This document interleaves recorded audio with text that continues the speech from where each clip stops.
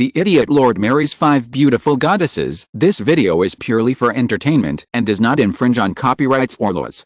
The rights to the novel and image belong to the original author. We do not claim ownership. Don't like waiting and want to listen to this fanfic in full now? Subscribe to our Patreon, where you'll find the best fanfics. Chapter 76, Exploring the Depths of the Forest 2. Peru, what happened? Alex shouted. Your Highness, I feel like the air around us is strangely disgusting and this foul air irritates me, Peru said disdainfully. Sniff. Sniff. Alex took a deep breath and inhaled to check things out. Although the air felt a little stifling, it wasn't that bad. Peru, your sense of smell is quite strong. So that might be the reason why you find this place disgusting? No, it's not just Peru, I feel the same way too. Every time I inhale that foul breath, I get goosebumps all over my body, Castle said, taking a step forward, touched the trunk, and pulled out a tree whose roots were withered from the ground. Alex looked back and asked all the squad members and found that except for Max and the few remaining ones, no one felt that way. Alex pondered for a moment and thought about it. Shit, Alex cursed out loud as a sudden thought came to his mind. I think maybe only those who have awakened their mana feel this way, Alex explained. Everyone listened to Alex's words and was momentarily lost in thought over Alex's conclusion and found that Alex's analysis was true. After all, those who had awakened mana felt this way. Peru snorted again and spoke. Maybe there's something in the air and I have a feeling that because of that something all the troubles were created. Also, maybe we're all very close to finding out the truth, Peru said with a stern expression. Alex noticed Peru's expression and activated his mana sensor, and within a few moments, many red dots appeared in his vision. He was surprised to see so many but immediately realized that these beasts coming towards them weren't that strong and their numbers weren't large yet. Peru retreated and raised his warhead while Castle took out his huge iron mace that he obtained from Alex while both groups remained close by. As the beasts approached them, they found that they had lost their senses and turned into abominations that only wanted to rampage. Peru raised his hammer and, emitting a loud growl, jumped towards the beast and began to smash it. The beasts that fell under the hammer exploded into two and a shower of splinters caused by the impact flew everywhere. Alex climbed onto a rock and oversaw the entire situation. With a mix of races in their group, there is a need for a person who can unite them all so that throughout the fight all the soldiers would not become disorganized. The orcs were quite brutal while the human and wolf tribes were quite calm and stable, so both could complement each other and increase each other's prowess. A running hound jumped at Castle from behind and slashed at him with its paw, but Castle simply turned his head, raised his hand, grabbed its snout and pinned it to the ground. Gripping its mouth tightly, he simply snapped its snout along with its head with his brutal strength. Crack! A crunch of bones breaking could be heard and spread throughout the surroundings. Woo! The hound winced in pain, but before it could make any more strange noises, it was crushed by Castle, and taking the corpse, he threw it at the other beasts charging at it. Bomb! The hound's corpse crashed into the remaining beasts and was thrown against a tree whose trunk was pulverized into splinters by the impact. Ian, Ben and Max were having a blast, and Max was rampaging through the beast as he slashed and ripped apart each of them while swinging the axe. Mac and Ben had the same movements and were roasting and grilling the beasts, while the armies of the orc and wolf tribes were actively dealing with the remaining beasts. Alex narrowed his eyes and noticed something. He saw shadows advancing from the darkness, and judging from their movements, they must be rotten beasts that usually hunt in the shadows. Their number was less than 50, but they were quite troublesome to deal with. They hid in the shadows and waited for a suitable opportunity to attack and take down the prey. Seeing the human and other tribes' warriors facing the beasts, they planned to lurk in the shadows and hunt them down. But even so, they made a huge mistake. Although they can hide in the shadows, they still have mana that one could detect you if they had high perception.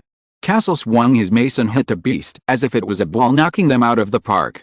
If one looked closely, it seemed like Castle was hitting home run after home run, but instead of playing baseball, he was playing the death game for all by hitting with his mace. As he dove into crushing those rushing at him, he was too engrossed to notice a shadow lurking from behind that was about to shoot at him. Swish! A figure emerged from the shadow and extended its long claws that aimed for Castle's neck, but before it could reach Castle, a whirring sound was heard and an arrow appeared out of nowhere and pierced through the rotten beast's head. Kook! A sharp cry of pain echoed in the surroundings. Castle quickly came to his senses and saw a rotten beast whose head had been severed by an arrow. He didn't need to check whether it was alive or dead, and directly swung his mace at it while letting out a ferocious roar. Die! Alex stood on the rock, rolled his eyes, and shouted. Ben, to your right. Hey, greenhead, look down, you'll be attacked by the rotten beasts. Oh shit. Be careful, wolf. That bastard is aiming for your balls. Hey, toothed bandit. There's a motherfucker to your right. Make sure you crush him. Alex yelled at the top of his lungs, giving them the position of the rotten beasts, but the way he gave the location almost made everyone throw up half their blood. Chapter 77, Exploring the Depths of the Forest 3. Under Alex's guidance and his superior position granting abilities along with good coordination of all the squads with each other, they were finally able to take down the threats that had reached them. In a narrow valley with a rocky cliff running through an area of sharp rocks, stood Alex and his squad. The area at one end was filled with the empty misery of dying beasts whose bodies were left to rot aside and looked like discarded specimens with no one to pounce on them. Standing on top of a rock, Alex surveyed the area as others looked at him with a questioning look. Their march was suddenly halted by Alex, who ordered them to stop and recover. Your Majesty, why did we stop here? Peru asked as he surveyed the area. Although the current location was quite a bit worse compared to the previous spot where they had been piled up by a horde of beasts, Peru could not sense anything strange. Alex looked up as faint rays of golden light seemed to fall upon him. It was the time of dawn. There was half an hour left until the sun would fully rise in its morning glory. It's here, Alex said with a solemn expression. Everyone who heard Alex's words raised their brows in surprise. What do you mean? Castle complained as he didn't like the indirect way humans spoke. We've arrived at the place we were looking for, Alex said, and jumped up, and upon touching the ground he activated his mana sensor and a screen appeared on the system similar to a sonic detector used on a ship. If Alex didn't have a system that made things simpler, he needed to rely on his perception to identify the thing. For example, when he activated the Eyes of Truth, a screen appeared showing him the other group's stats, but the Eyes of Truth never needed the system to know things. Just like in the cultivation world where the great cultivator can tell someone's potential and physique with just a glance, he could sense things by activating the Eyes of Truth. The only thing the system did was simplify things, and right now, the screen in front of Alex shows a huge hollow cavity in the underground area that was beneath this cliff. Alex ordered everyone to search for the route to open the underground passage, but even after searching for a long time, they couldn't find any clues. Alex sighed as they had to do what he didn't want to do. That is, destroy. Alex scanned the place with his hands looking for a perfect site to destroy. Arriving under the shadow of a rock, he saw through the underground labyrinth with the use of a mana sensor and said, Peru, hit this place with all your might. As Peru took his stance, Alex could see a hint of dissatisfaction on Castle's face, who seemed to be the one who wanted to smash the place to pieces. Peru raised his hammer pointing at the sky as a strong aura erupted from his body that pushed everyone back a few steps. Peru's body glowed with a bluish light that converged on the tip of the hammer, forming an extensive glow as strong winds emerged from his body, rippling the air. With a thunderous howl that seemed to send chills down one's spine, Peru swung his sword and shattered the ground. Boom! With a loud, thunderous boom that resounded like thunder and rang in the ears of the spectators, the earth shattered, while the rocks beside the place were shattered and crushed into pieces by Peru's blow. A strong shockwave arose as the surrounding trees were blown away. Many covered their eyes as a huge cloud of dust emerged and spread out like a wave rushing towards everyone. As everyone freaked out and took a step back in fear, Peru, who was at the center of the explosion, right after falling to the ground, felt that something was wrong.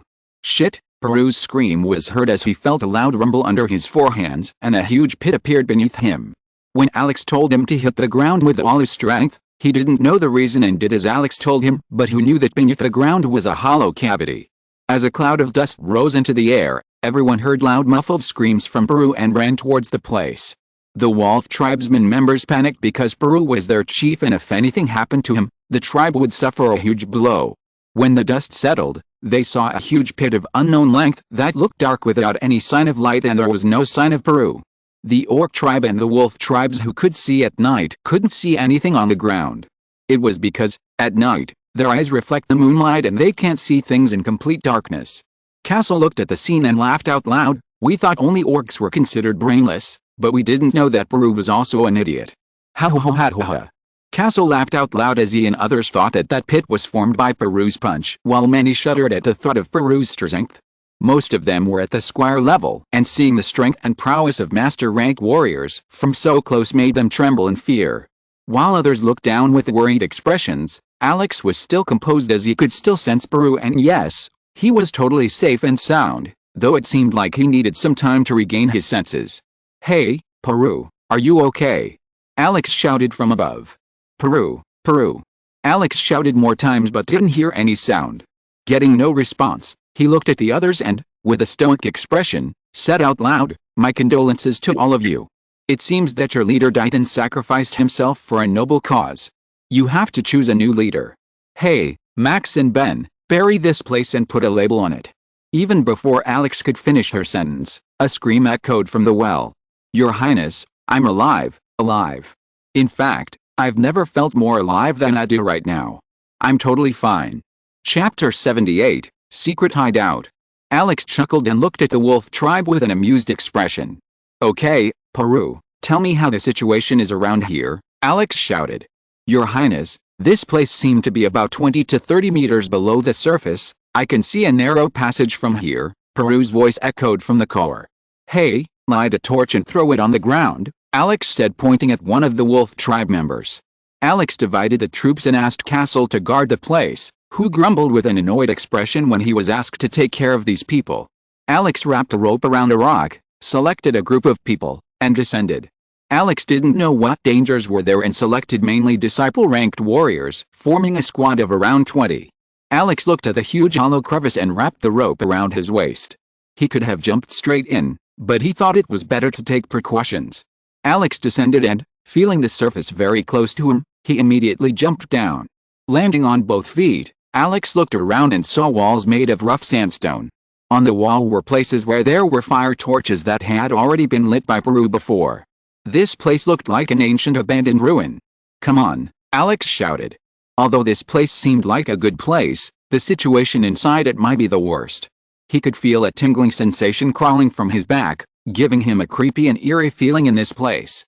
Walking through the narrow hallway, Alex and the others widened their eyes as they found frozen statues with deep cuts all over their bodies, while some had a hole in their body.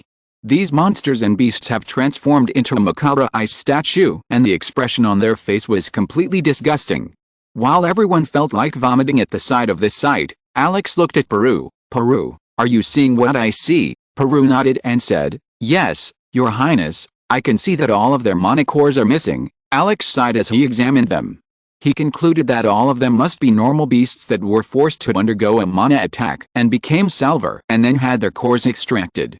Furthermore, by touching the ice, Alex could sense that this place had recently been evacuated, leaving behind these things that cannot be taken with them.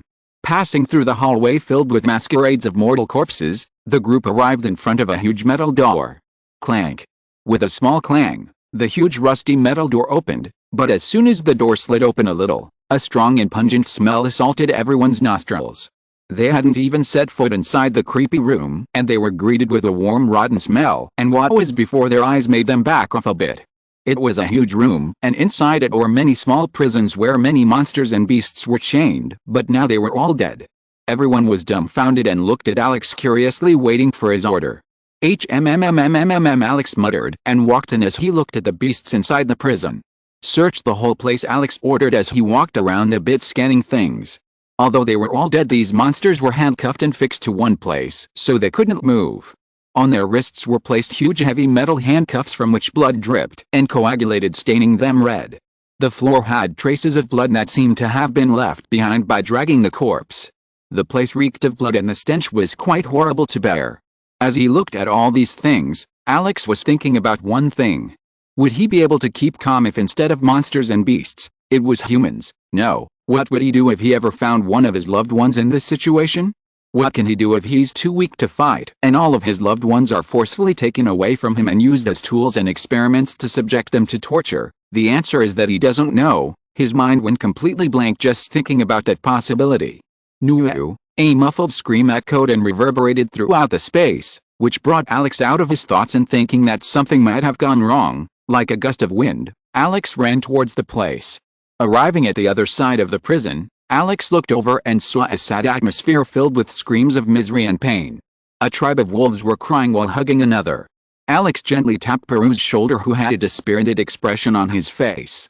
Your Highness, the one who had been in prison here was your long-lost father, who had been missing for a few days. We thought that perhaps he had gone out hunting, as it was usual for some members to hunt for days, but who could have known that such a calamity would befall him, Peru said in a sad voice. As the search continued, they found 4 more members of the wolf tribe and 9 orcs, who seemed to be used for the experiment. Each prison had a specific number, and after analyzing it, one could tell that the orc and wolf tribes were considered top-level specimens for research. Alex's eyes began to glow blood red in anger as he looked around the place that used to do shady things. He didn't know what kind of experiment that place was used for, nor did he know why they were doing it, but Alex promised himself that they would pay for their crimes along with the interest, and that Alex would be their debt collector. As they moved, they found a small laboratory where there were a lot of liquids in the test tube. Alex took out one of the test tubes and sniffed it. Alex felt like vomiting as he smelled the rotten smell of the liquid. What is this? Alex muttered and looked around to see a huge chimney along with a massive fireplace. Peru, who was sniffing at the side, suddenly felt something was wrong and shouted, Your Highness, I can feel that I'm trying to do something out of control. I'm sure this is what was causing the whole mess. No, Peru, this isn't the real thing. It's just discarded secondary material. If it was valuable, they wouldn't have left it, Alex concluded and looked around. Alex was now standing in an empty room with a huge table in the middle while there was a huge bookshelf on the other side, and on a table was present a small transparent crystal. Alex frowned as he saw the crystal because he knew about it. It was a crystal that was used to communicate in this world, just like smartphones in his previous world. Previously, even Nevin couldn't afford such crystals. As Alex looked curiously at the crystal ball, the transparent crystal shone with a bright light, and a projection appeared in it that materialized in midair. In the projection, a man wearing a black crow mask. Hello, brave warriors and souls of Nevin who were able to make it to this place. I welcome you all to my once humble abode. The crow-masked man spoke with a large smile and a sinister grin that really irritated Alex. Chapter 79, Secret Hideout 2. Alex and Peru along with others looked at the masked man's appearance with solemn expressions. Who are you? Alex asked in an angry and authoritative tone as his eyes shone for a moment. I'm just a poor soul like you. A servant of my master and owner of the place you've entered without a formal invitation, the raven-masked man said in a mocking tone.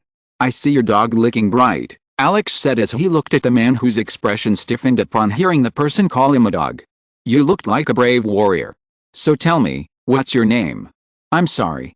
I forgot my name upon seeing the dirty and disgusting face of a raven-masked moron, Alex said disdainfully as he let out curses. So please accept my condolences. There was no need to beat around the bush, and he didn't even want to have a conversation with that bastard. I can sense that you are a hot-blooded young man. Being young and overflowing with blood is good. Isn't that right? The crow-masked man laughed a little.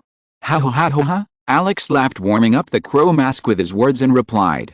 You are right about that. I am indeed too hot to handle, and your bright kingdom will surely burn under my wrath if you try to play with my attractiveness, Alex said with a big smile on his face.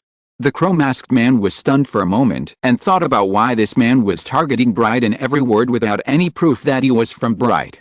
You are making baseless assumptions. No, we do not belong to the Bright Kingdom.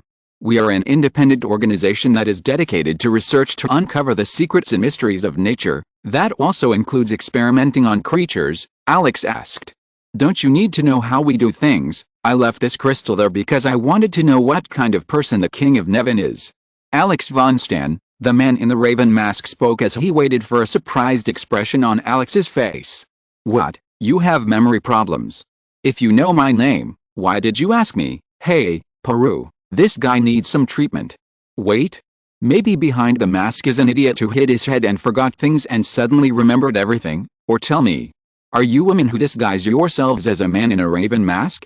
Because you talk exactly like women and go around. Both Peru and the masked man upon hearing the words nearly choked and fell on their butts. Unable to say anything, Peru just nodded his head with a dumbfounded expression while the masked man lost his composure and yelled poutingly at Alex, You, fine, Nevin. I will see the destruction of Nevin with my own eyes. Don't worry, you won't be killed easily. You will be spit upon and become one of my tortured subjects that I will toy with as I please. No one has ever shown me such rudeness and disrespect. I am the symbol of fear and many revere me. I just wanted to have a pleasant conversation, but you ruined my mood. The entire Nevan Kingdom and its people will suffer the consequences of your unruly behavior. Remember that you have disrespected this sanctity today, the raven-masked man shouted with bloodshot eyes. A 19-year-old boy came and humiliated him. There is no way he would tolerate such things.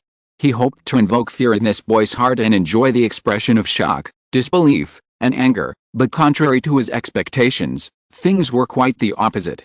This boy is not a moron, rather he is a madman who cannot be reasoned with. Alex closed his eyes for a moment and said, I take my comment. You are not a woman. The masked man didn't know how to feel upon hearing Alex's words and smirked as he thought that his threat may have intimidated Alex. He nodded in satisfaction but nearly fell on his butt when he heard Alex's next words.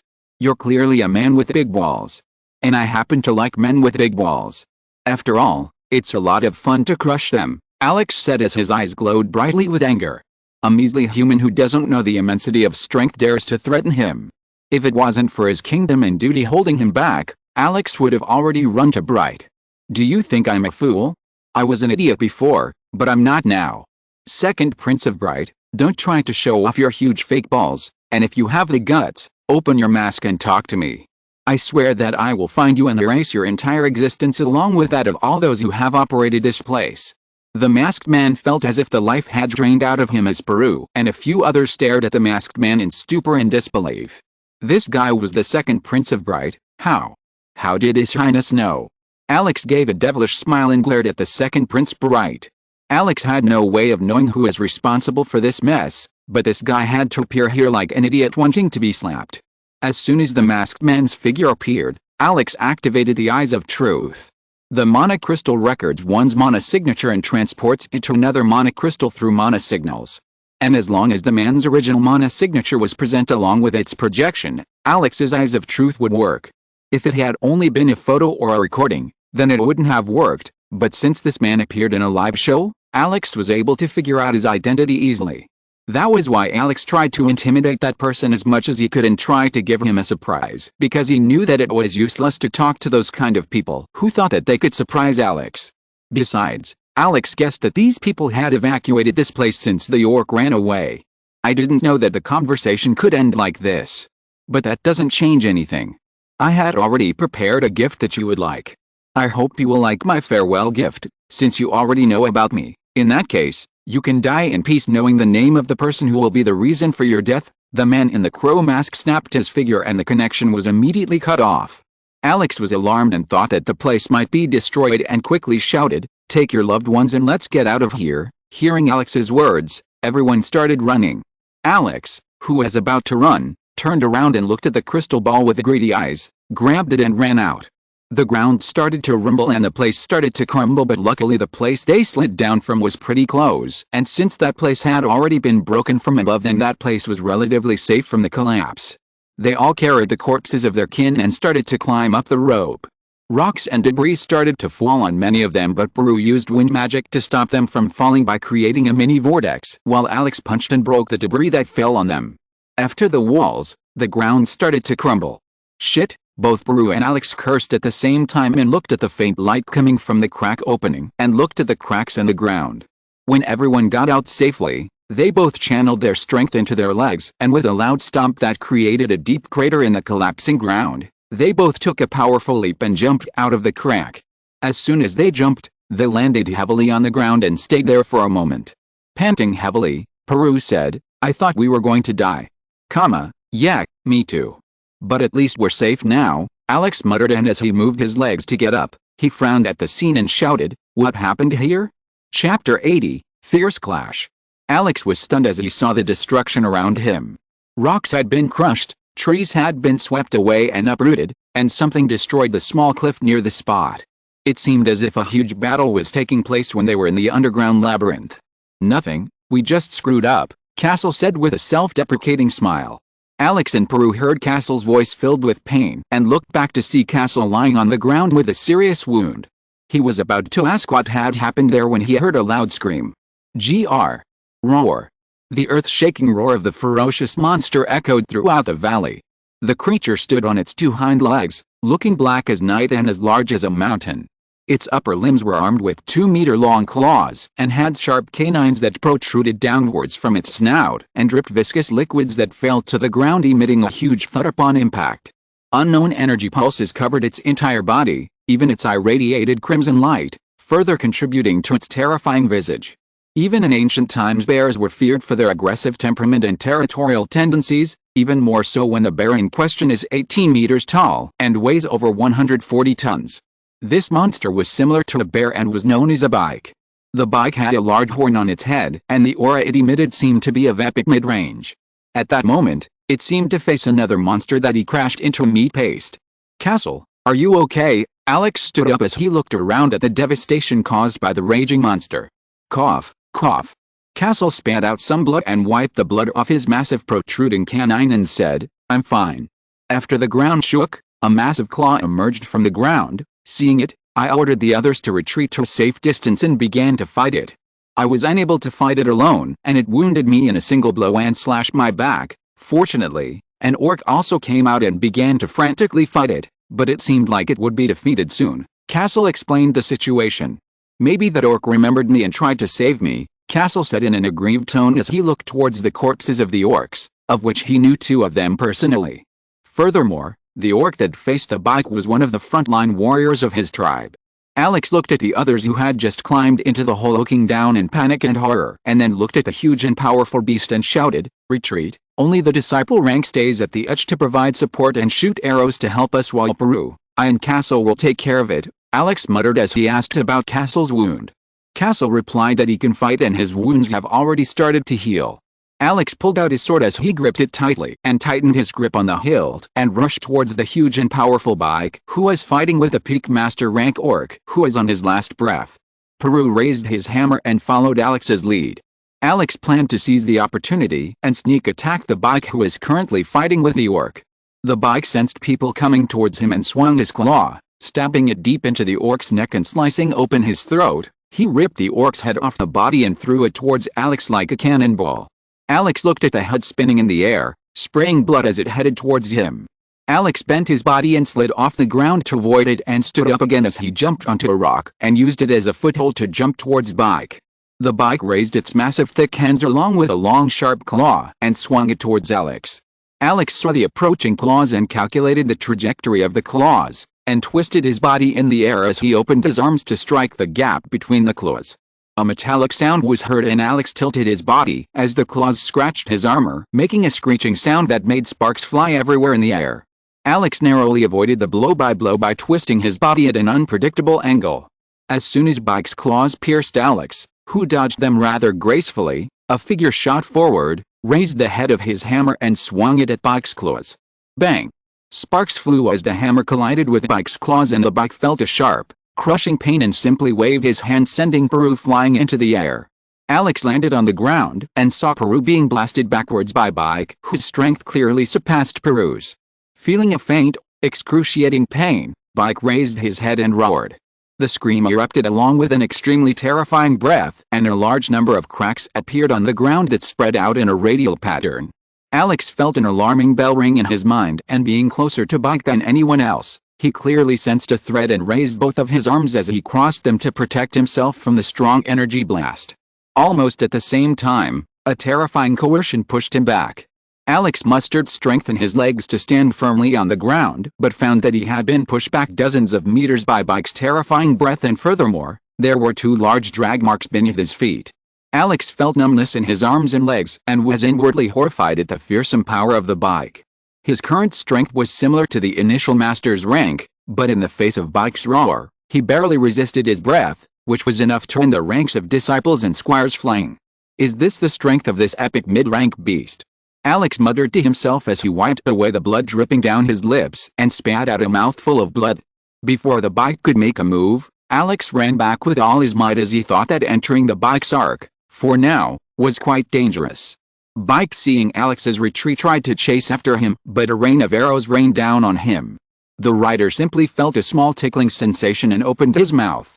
A ray of light began to gather on his snout, accompanied by a terrifying breath. The man's breath began to condense near his mouth, and soon a glow appeared on his snout and hitting his chest. He shot it at the group that was shooting arrows at him. Peru's eyeball twitched and he used his wind elemental magic and shot out high-speed wind at the group, who shot the arrows back and away from the arc of the light beam. Bam! Boom! The entire area was illuminated by the light beam, which was accompanied by a loud sonic boom that shook the entire place. Trees were blown away by the explosion, and a long crack appeared due to the light beam crushing everything in its path and turning everything into rubble. Chapter 81, Fierce Clash 2. Fortunately, Peru's ingenuity saved the lives of many, though some of them were severely affected by the impact, and their skin suffered burns that were sure to leave horrible scars if not treated properly. Unlike others who used mana to protect themselves, Max was severely burned with a large wound on his back that burned like hell, making Max groan in pain. Alex looked at the condition of his men, but it was not the right time to worry about them. At that moment, a stormy anger arose deep within his chest. The bike let out a laugh as he looked at Perth with bloodshot eyes, as if he could sense that Peru had foiled his plans to kill those ants. Peru and Castle's auras erupted from their bodies, and without any trace of fear, they attacked Bike fearlessly. Castle and Peru faced each other with all their strength. For a moment, anger clouded their minds because the previous attack could have proved fatal. A huge battle was taking place as the massive bike swung its sharp claws against Peru and Castle's weapons. Shockwaves began to spread out due to the collisions, causing cracks to form on the ground. In the blink of an eye, shining swords and arrows were shot from the soldiers' backs as dust and debris flew chaotically across the battlefield. Wow! Clank! Clank! Clank! Alex gasped. The fight looked even if viewed from the side, but Alex was repeatedly receiving cuts and slashes all over his body. If it weren't for the support of Peru and Castle, Alex was sure he wouldn't be able to last more than 3 minutes against a frenzied bike.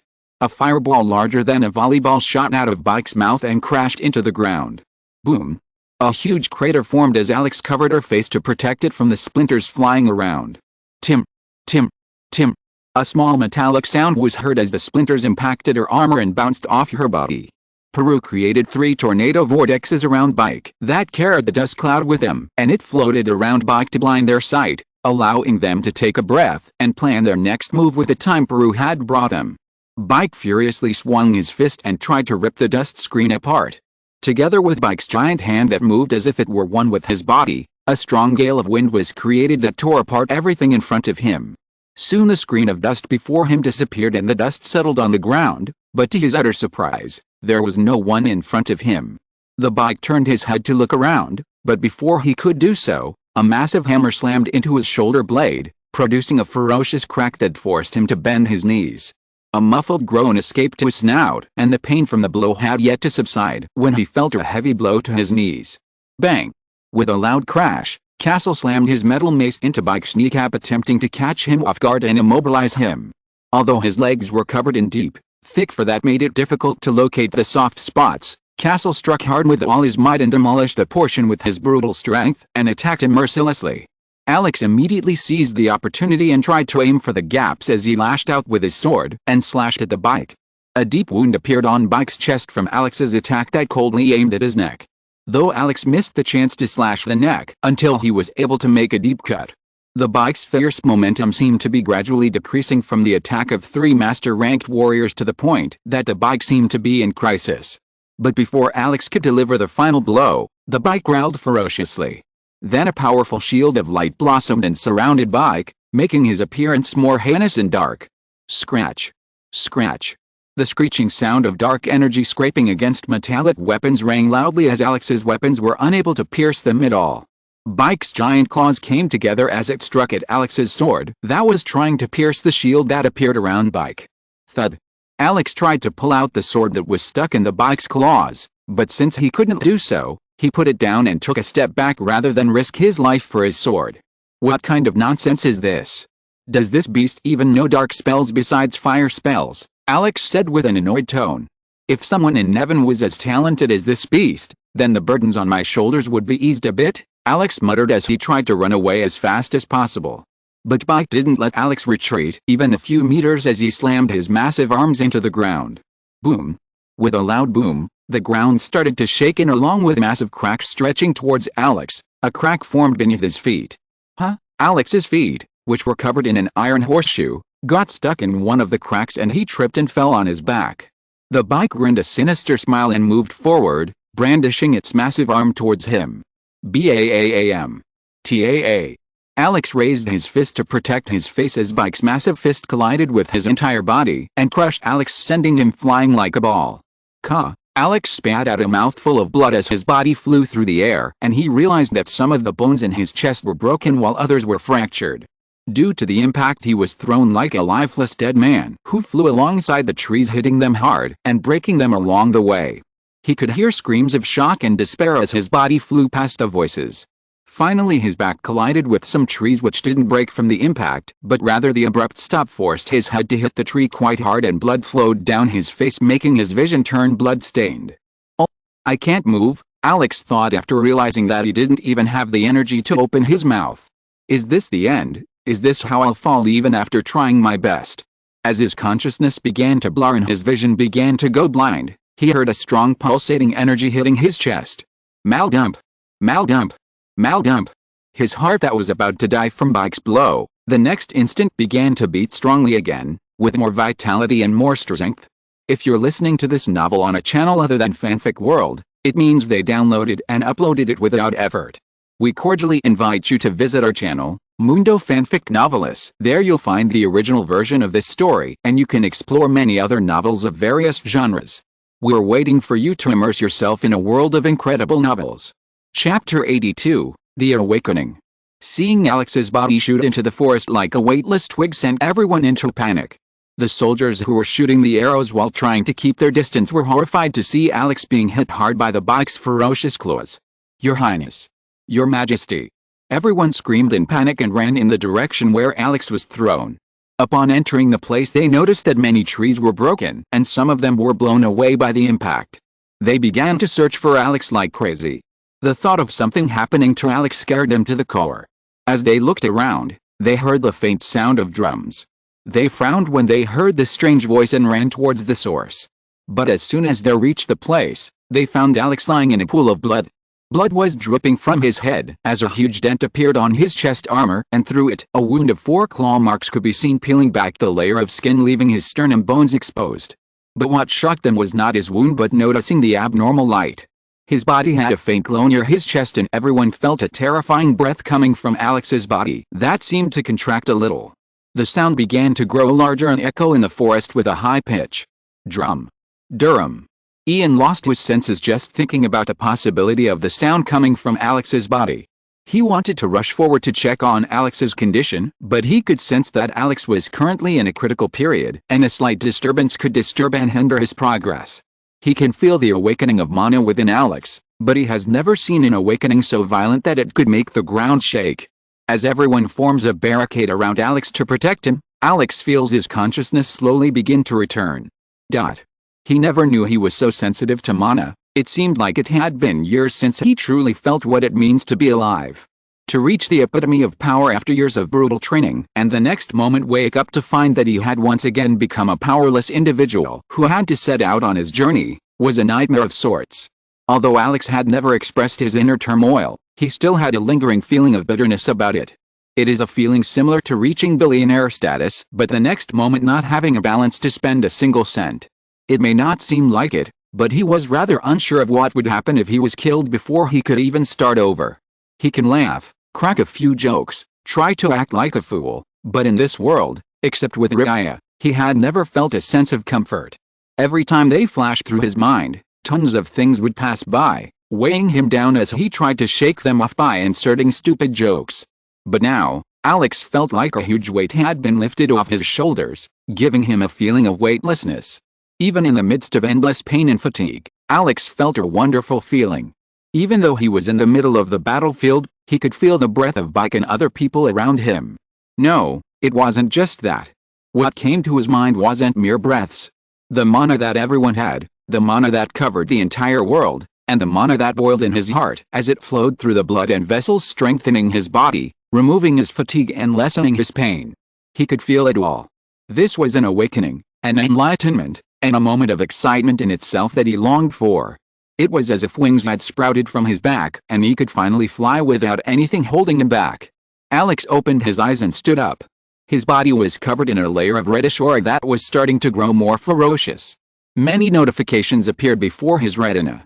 All active skills have been unlocked. Spells have been unlocked. Passive skills can now be used. Magic status has been unlocked. Mana heart has been fully integrated into the host body, strengthening it. Magic stats unlocked. All host stats increased by 10 due to the mana heart integrations. Name: Alex von Stan, species: human, rank: max level, disciple level 40 EXP, 0/1850 HP, 81/106 mana, 200/200 strength, 61 agility, 59 stamina, 54 vitality, 53 magic, 40 stat points, 18 active skills: Eyes of Truth, Mana Sensor, Emperor's Charisma, Emperor's Pressure, Goddess of Fortune's Blessing, Healing, Restoration, Goddess Enhancement. Passive skills: Level Piercing Thrust, G-level Heavy Iron Swordsmanship, G-level Abyssal Slash, G-level Great Martial Art, G-level Powerful Punch. Spell: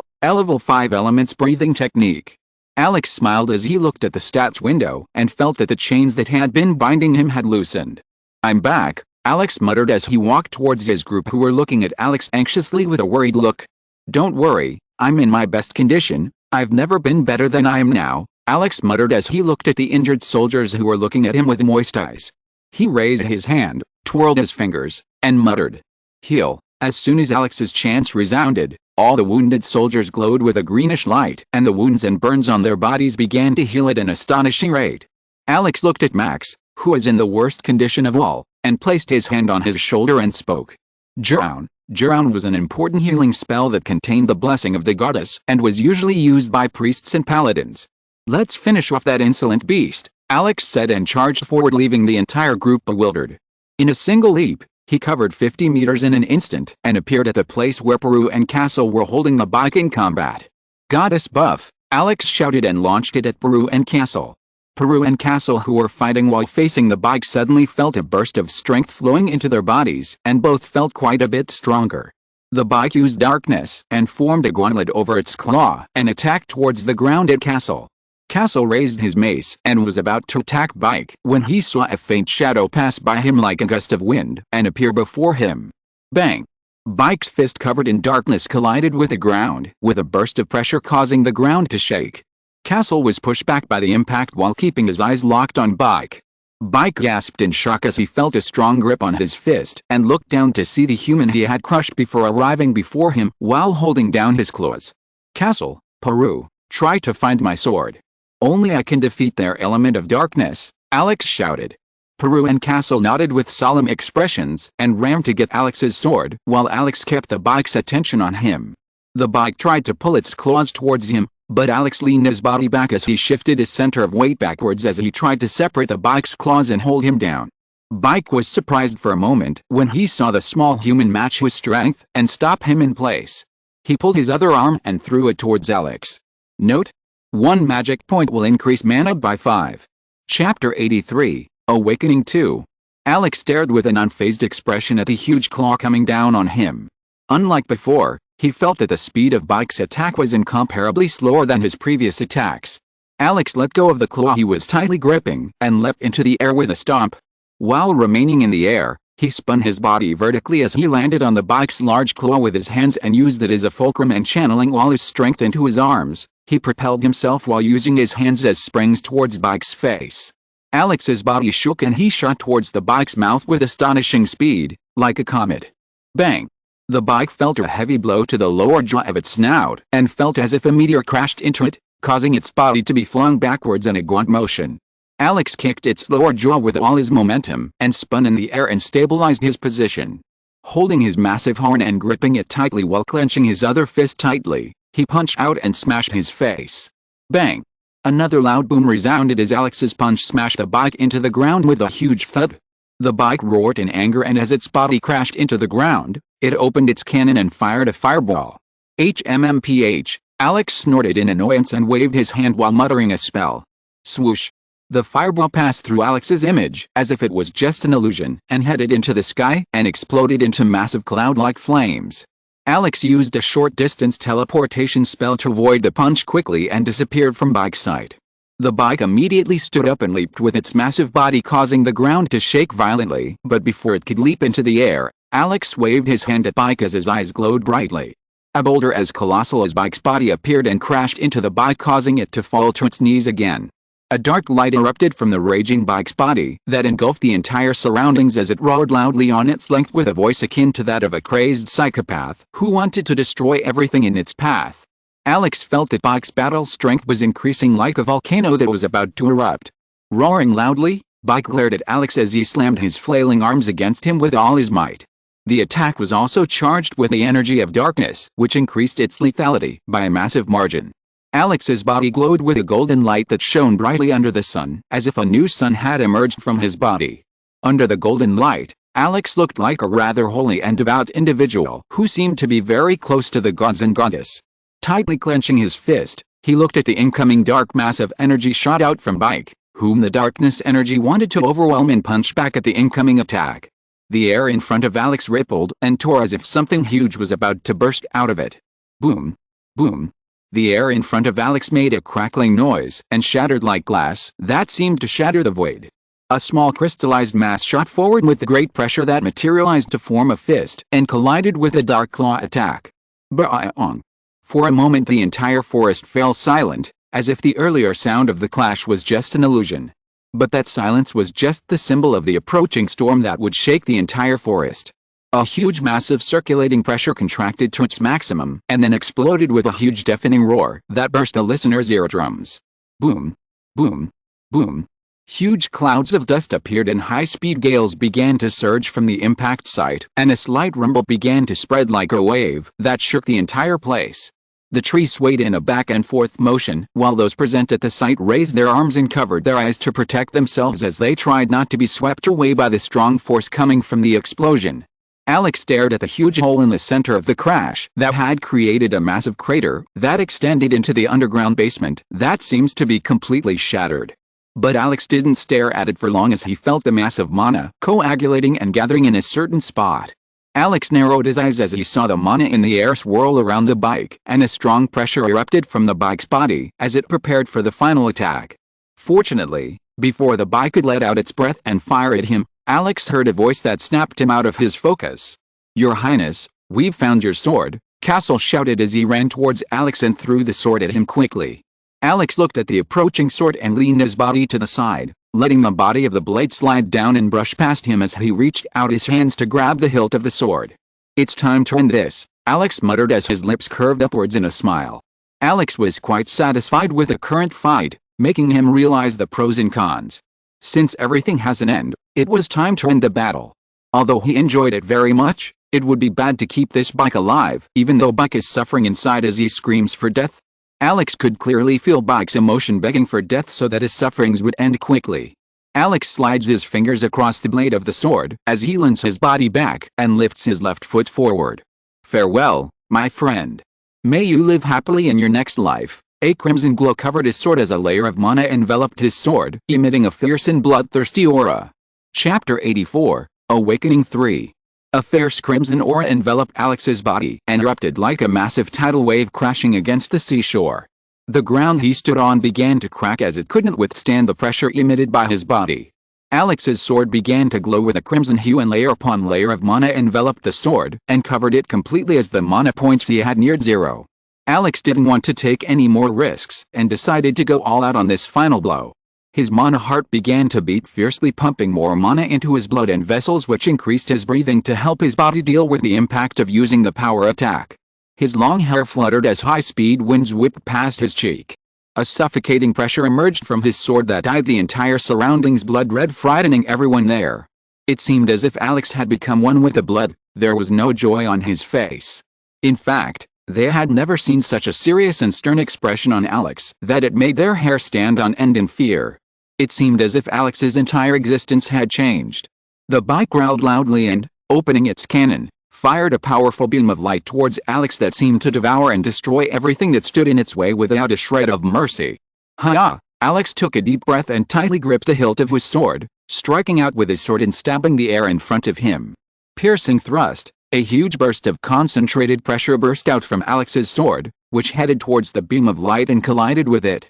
The scorching beam of light that was coming towards Alex, as if it had encountered an obstacle, stopped advancing in an instant, and the next instant, the beam of light was torn apart and split apart by Alex's stab. Fool! Boom! The beam of light burst into two halves and a powerful shockwave spread across the area, causing a massive fissure formed by a huge explosion to head towards the bike. A sudden concentrated mass of pressure tore apart the beam fired by the bike, knocking it back and dragging it away. A massive mushroom-shaped cloud of dark flames rose into the sky. A few moments later, as the dust and flames dispersed, everyone looked at the scene with a hint of solemnity as they saw a huge shadowy figure still standing on its legs. But to their surprise, Alex put down his sword and began walking back. The dark flames finally died down, and as the dust settled, they saw the bike standing with its mouth wide open and a massive bloody hole in its chest, and the middle part of its body was gone. We won, we survived, greetings to your highness, victory, your highness. Loud cheers erupted from everyone's mouths as they saw Alex finally defeat the bike that could have killed the countless beasts if it had been left alive along with them, causing irreversible damage to them. You have killed a half-step epic ranked character, bike. You have gained 300 experience points, you have leveled up, you have leveled up, you have. Alex ignored him and simply put his stat points into magic so that he could gain some mana to use a spell. As everyone ran towards Alex to congratulate him, Alex looked at them and said, "This isn't over." Hearing Alex's words, everyone frowned and stopped. Your Highness. What do you mean? Is there another monster out there? Ian asked as he increased his vigilance and observed his surroundings. Alex shook his head and said, "We've already dealt with a monster. Now we need to eliminate the main reason for all this. The air surrounding this part of the forest is corrupted by the gas those scum concoct. It's the type of addiction that slowly erodes the monster's senses and causes its body to go berserk as the gas corrupts the mana. If we leave this place like this, the entire place would become a haunted place filled with ferocious beasts that will attack like maniacs, which would in turn force the beasts and monsters to escape outside the forest." Alex, after explaining to everyone, walked towards the secluded spot that was devoid of any vegetation. He spread his hands outward as he twisted his fingers in a rhythmic motion. "Stormcaller," Alex shouted as he made hand signs. He can do silent incantations, but he didn't want to reveal this even to his soldiers for now. The air began to ripple around him and he started to spin in circles at high speed. It seemed as if a storm was originating from Alex's body and wanted to sweep through the entire area. A huge wind pressure vortex appeared in the middle of the forest that swept through the entire forest with strong gales. Creating a huge cyclical tornado, Alex sucked in all the air. Swish! Swish! With one hand, he controlled the movement and rhythm of the tornado while with the other he filtered the air. The toxin-laden air was quite heavy and dark in color, so it settled on the lower half of the hurricane while the upper part released the air that was not infected with the toxins. At this, Alex created a surface air purifier and ran it all over the area trying to cover as much area as possible. His face had already turned pale due to the loss of mana he had suddenly used. If it wasn't for the mana heart working at full speed and acting like an engine piston to replace the mana, Alex would have already lost consciousness as he tried to maintain the spell. Alex looked around as his senses swept the entire area searching for his remaining senses. Seeing that he had collected everything, Alex slowly slowed down the wind's movement and let the top half of the purified air disperse and return to the atmosphere while keeping the bottom one still circulating. Peru looked at the massive blackish gas with a grim expression. He can sense how terrifying the thing was and could cause great destruction. Peru wished that whoever invented this would disappear from the face of this world so that something like this could never be used again. Alex's body floated in the air due to the wind lifting him up as he stood at the epicenter of the vortex. He looked around the swirling air mass, raised his hand and shot the gas mass into the sky. As soon as Alex sensed that the gas mass had clearly reached a certain height for him to perform his next operation, he began to cast another spell and shouted, "Solaris Flame." Looking up, he snapped his fingers, which created a terrible scene in the eyes of the spectators. Boo-hoo-hoo. Following his snap, a huge explosion occurred which set the entire sky on fire and spread across the sky like a wave of fire that covered the entire sky with dark cloud flames heating up the entire area and raising its temperature by a few margins. Alex looked at the scene with a satisfied expression and felt his consciousness being nourished as he used his last bit of mana that he had squeezed out of his mana heart. But before he could fall, everyone surrounded him and prevented him from falling. Chapter 85, Surreal Dream. Alex didn't know how much time had passed nor did he know where he was, but as soon as Alex fell asleep due to exhaustion, he was swept away into a dreamland filled with beautiful flowers that were swaying left and right by the gentle breeze of the winds. Alex felt quite strange and looked around to find out where he was. He felt like it was a dream, and at the same time it felt quite surreal and natural, as if the dream had merged with his reality.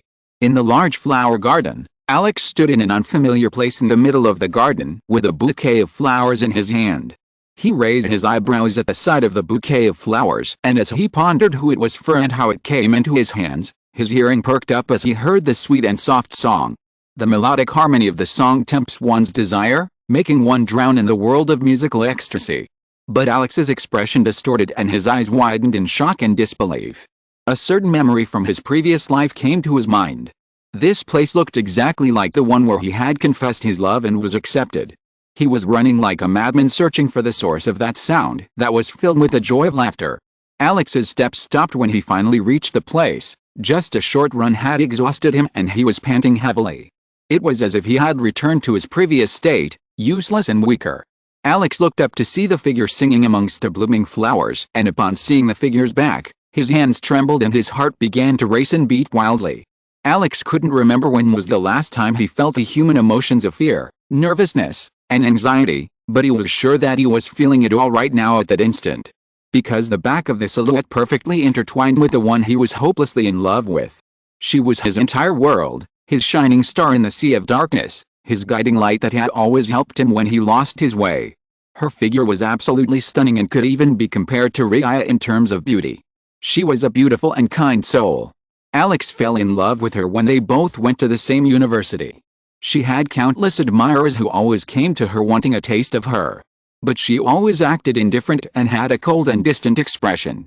Her temperament was that of a queen who had to be respected no matter the situation, and how Alex was able to get along with her. But inside she was full of warmth and sweetness. She donates most of her earnings to charity and generally looks down on those who squander her money. It all started when Alex in his previous life went to donate some money to the orphanage when he heard that the orphanage was facing a financial crisis. The orphanage did not receive enough support to keep running, and seeing those innocent children losing their home, Alex tried to help them in any way he could and even created a crowdfunding program. In his quest to save the orphanage, he met her at the orphanage.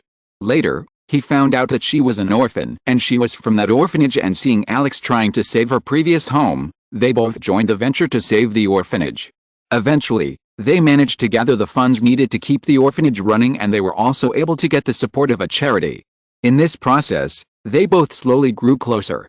After many hardships and efforts, Alex was finally able to melt her cold heart and found out that she might look cold from the outside, but inside she was full of warmth and care.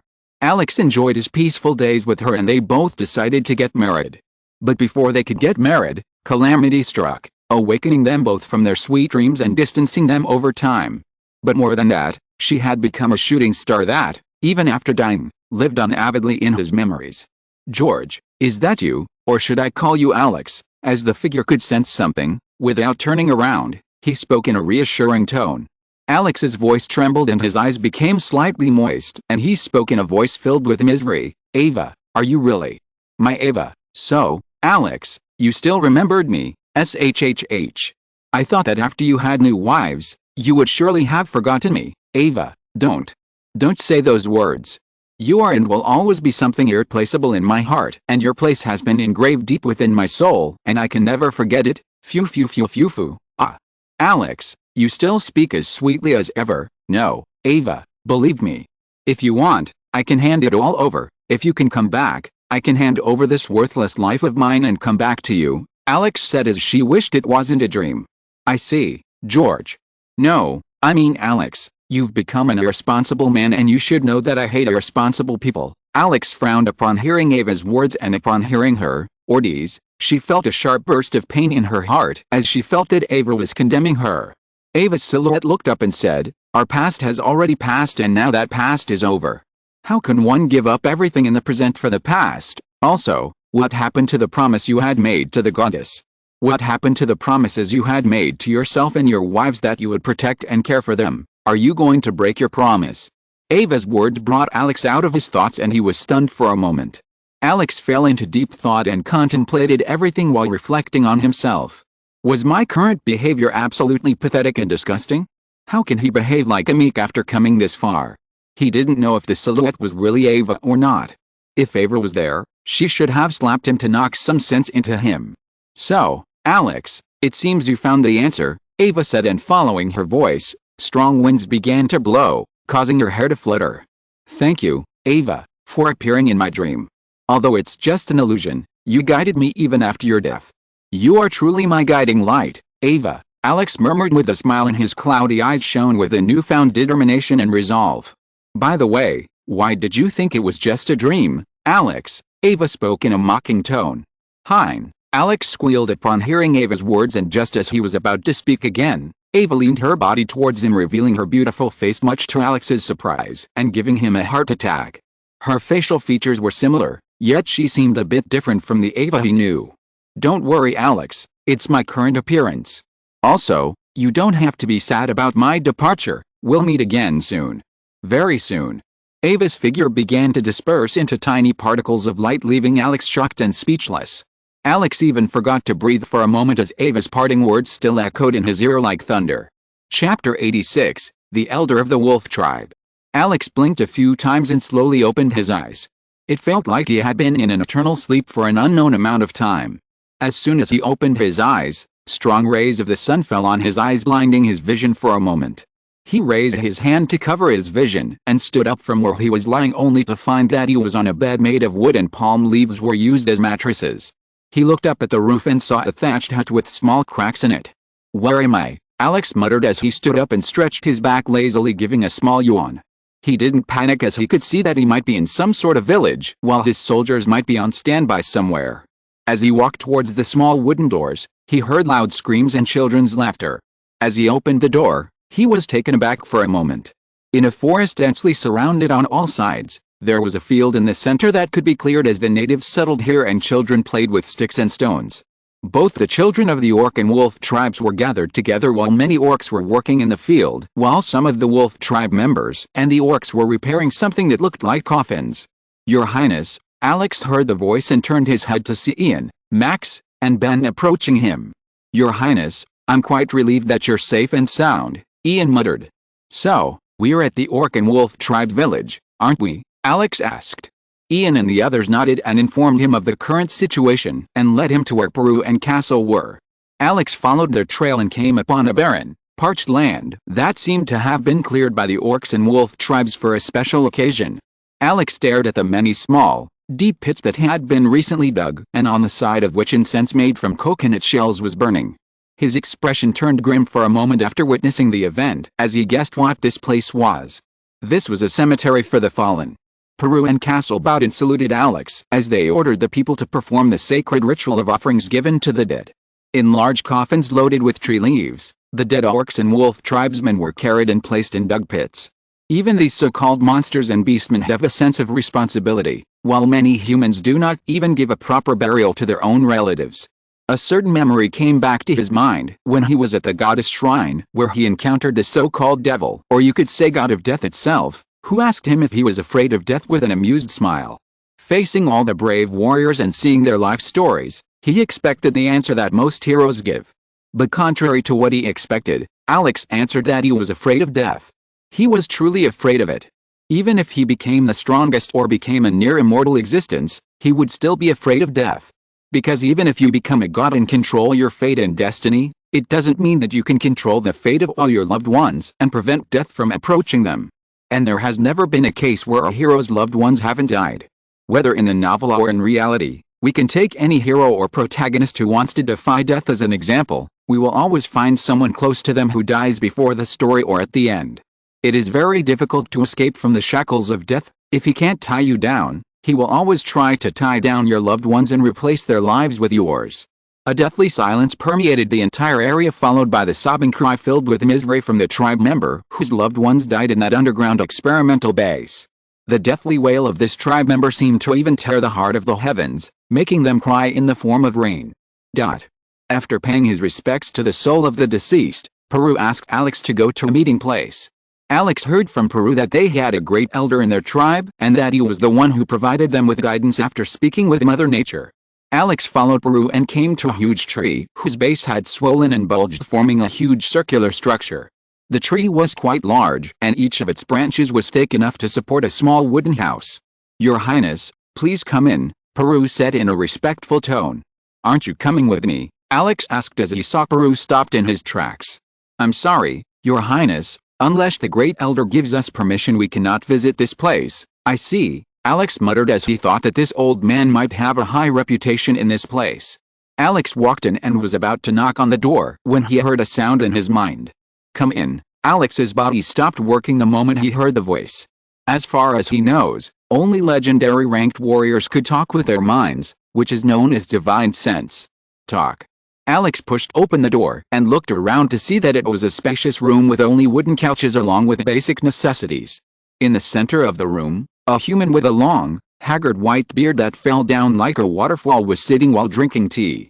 There were many wrinkles on his face and he looked quite old. Seeing him, Alex was sure that this man was of legendary rank. Most beastmen can shapeshift and take on humanoid form after reaching legendary rank.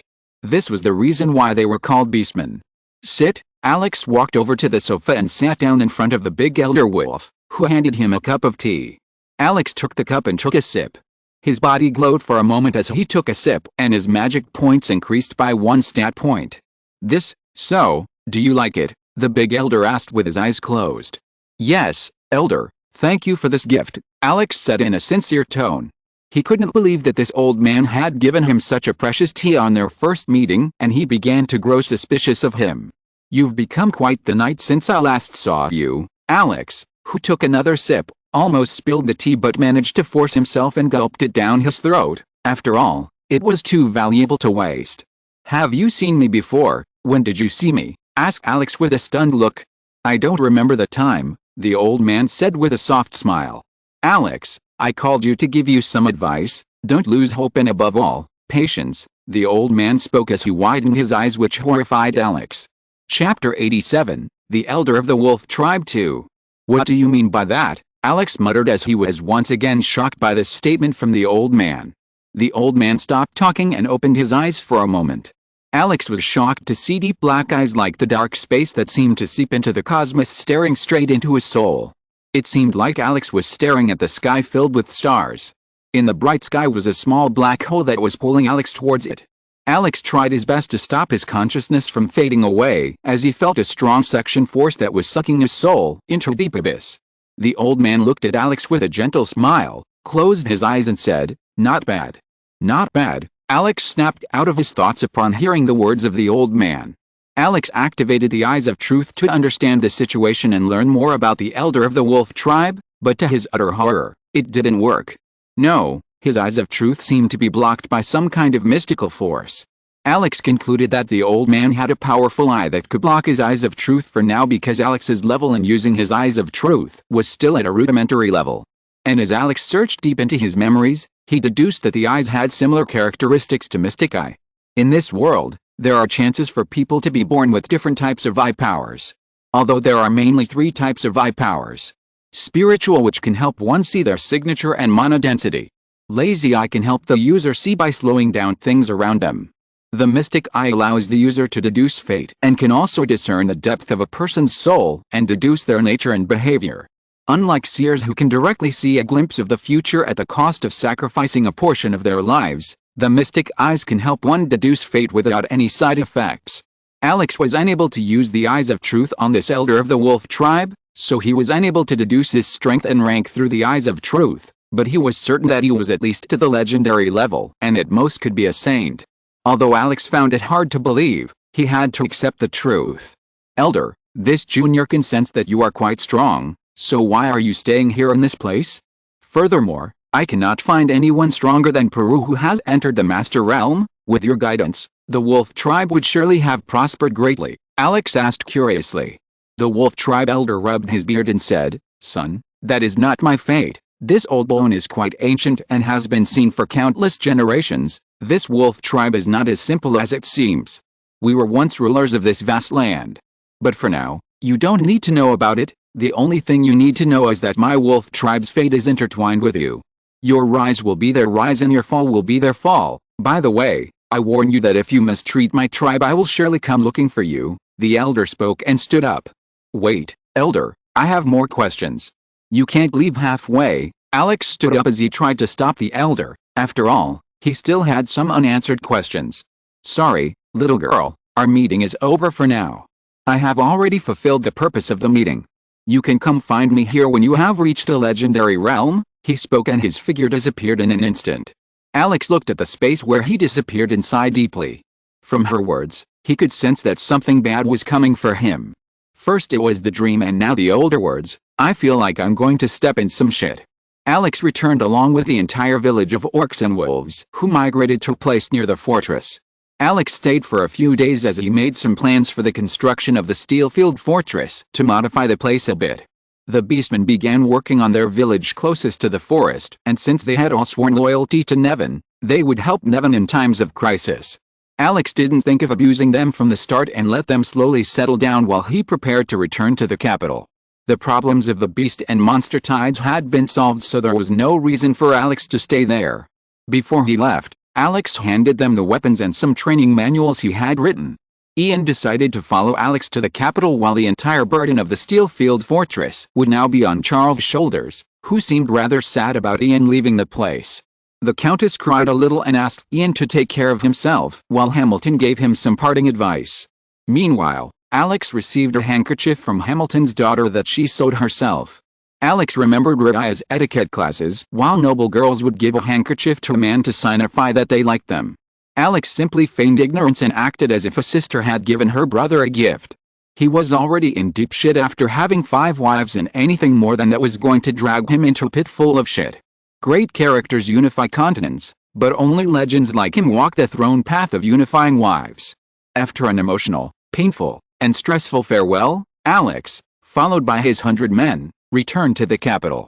The news that Alex had eliminated the monsters and beasts while fighting the beast tide had already reached the capital. There have been some movements in the city lately that can be sensed by the natives. Many people have recently gone missing, but strangely enough, none of the natives in the area have gone missing. It can be inferred that only those who had recently traveled to that place had gone missing. But all of these rumors were overshadowed when Alex returned and people began to tell their stories. Screech.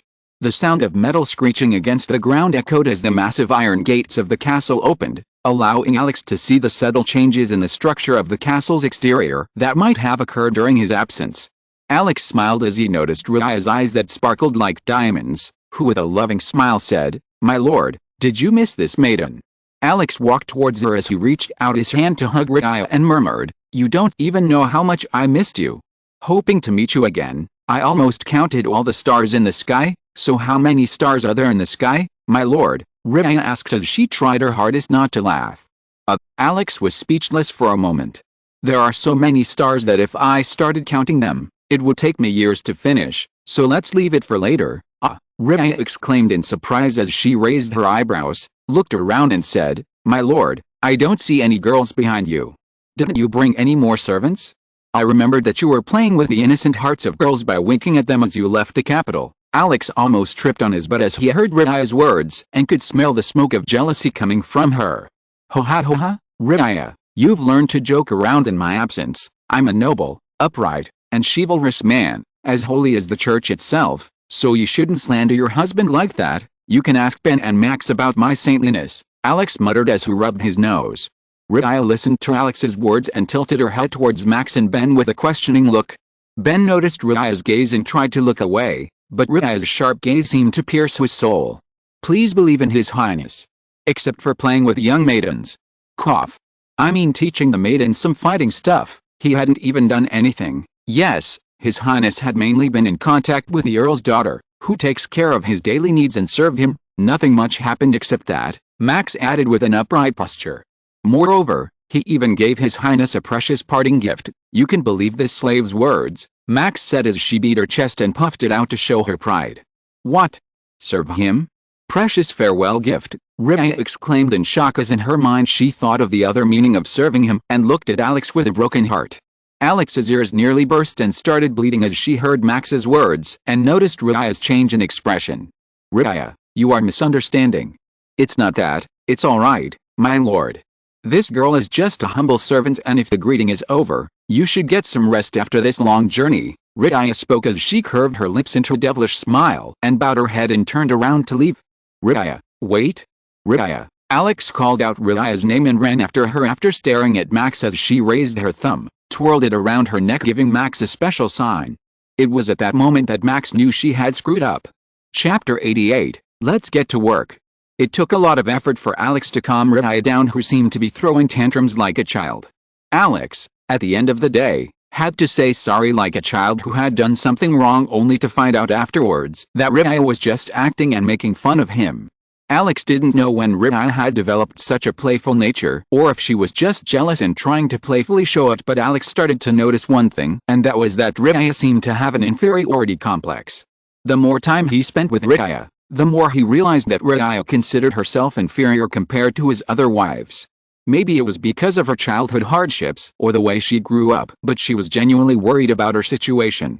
Because she knew very well that at the end of the day, she was just a handmaiden to Alex, and the title of Shadow Queen was just an honorific given to her. But it had been years since she had appeared, and most people had probably forgotten about her by now. Besides, it's not like the world particularly knew that the Shadow Queen was Alex's maid, Riya. All of Alex's other wives had a higher and nobler position than Riya. She knew that she could always be on Alex's side, but at the end of the day, Riya being on her side might not be acceptable to society due to her inferior position as a servant. Furthermore, Alex was unable to make Riya the Queen of Nevin because of Catherine. She didn't know who came up with the idea in the documents, but in the treaty documents of Nevin and Wright's joint operation, only Catherine could have the title of Queen. That's why Alex planned to expand the secret organization and spread fear of the Shadow Queen once again. Who with the epic rank was able to kill a transcendent realm when working as an assassin, and could even charm a legendary rank if she tried her hardest. It may seem like gibberish at first, but Alex knew that if Riya used her utmost charm, even Saint would lose his senses for a moment. So, using her power, it wouldn't be weird for Riya to kill the strongest. In the meeting room, Alex leaned back on the chair as he crossed his legs and waited for the answer. Sitting in front of him was David from the Merchant Association. He was flipping through the pages of the blueprints Alex had made. Alex wanted to expand his resources and create a trading group under his wing that could rival even the richest trading group in Kinley, which was his wife Yvonne Merchant's trading group. Alex had already made several arrangements to run in Nevin's economy. David flipped through the pages and was totally astonished by the things written on them that, if exposed, could lead to great changes across the world. Just to see this book, he had to swear him on an oath, and any disobedience to the oath could get him killed instantly. The first part presented the idea of creating new clothes for both men and women that looked quite stylish for the current generation. Alex had already seen and observed a lot of things about this world. What served him the most was to make a revolution in clothing and create a fashion center of his own and spread it throughout the Kinley Empire. On the second page was information about opening public performance centers to hold concerts for musicians and find actors to perform the play. The third was the idea of mechanical gears that he would use to create cycles. On the fourth place were presented various interesting delicacies that can be used as short snakes and will please the nobles. David looked at the plans and wiped his sweat. The plan was much grander than he expected, and it was also detailed. Seeing David sweating profusely, Alex offered him a drink. David took a sip and felt a refreshing sensation and looked at Alex in surprise. "Your Highness, what is this drink?" "It's quite refreshing, it's iced coffee." With just one sip you feel a refreshing sensation all over your body, Alex chuckled as he thought to himself. If this world had a refrigerator, then he would have already made ice cream and started selling it, but since he didn't have one, he had to create ice by magic, and it's not like he could hire a magician to make ice. "Your Highness, why don't you give us the recipe to sell it too?" David asked excitedly, as he felt something like that would be quite pleasing to the noble. "It's already in the plan, David," Alex said, and pointed at David to open the last page. David opened it and grabbed it in amazement as he saw the blueprint of a restaurant. "Your Highness, do you also want to get your hands on the gourmet business?" Alex nodded as David studied him carefully and then spoke. "Your Highness, this plan isn't feasible for now." Alex raised an eyebrow with a questioning look as David explained further. "Your Highness, you should already know about noble nature. They won't take a single step in a place they consider beneath their stature. The idea of the restaurant is quite amazing, but the cost of building such a place requires a huge investment, and we currently really can't afford such an expense, no matter how much your proposal guarantees returns." Alex nodded and said, "I've known that all along. That's why I wanted to borrow someone else's knife to cut the meat." David Burrows frowned upon hearing Alex's words and wondered, "Knife, meat. How did these things come to be in the middle?" Still, He shook his head and asked, "Whose knife is it that you want to borrow to cut the meat?" Alex smirked, seeing that one could guess that something rotten was going on inside his head. "We'll borrow Lockhart's knife." David, who was drinking iced coffee, almost spat it out on Alex and coughed violently. "Hey, don't be surprised. We'll just ask for investment and also create a fake alias." Alex and David were about to argue further when Alex heard a click of doors opening and Mordek came running in. "Uncle Mordek, what is this behavior?" Alex said in a stern voice. Although he wasn't angry at such a sudden intrusion, he at least had to act like this to maintain his image and dignity as a king, otherwise everyone might think he was soft rice. Mordek took a moment to catch his breath and said, "Your Highness, we have a problem." Alex frowned and wondered what could have happened to make Mordek behave like this. "Uncle Mordek, you will be punished if I don't find the reason for your intrusion to my liking." Mordek nodded upon hearing Alex's words and said, "Your Highness, the war between Amadon and Wright has officially begun." The words rang like thunder in David's ears and he looked at Alex, who still had a blank expression on his face so one couldn't guess what he was thinking. "So it's already begun," Alex muttered to himself as he let out a deep sigh. If you're listening to this novel on a channel other than Fanfic World, it means they downloaded and uploaded it without effort. We cordially invite you to visit our channel, Mundo Fanfic Novelists. There you'll find the original version of this story and you can explore many other novels of various genres. We're waiting for you to immerse yourself in a world of incredible novels. Chapter 89, Preparation.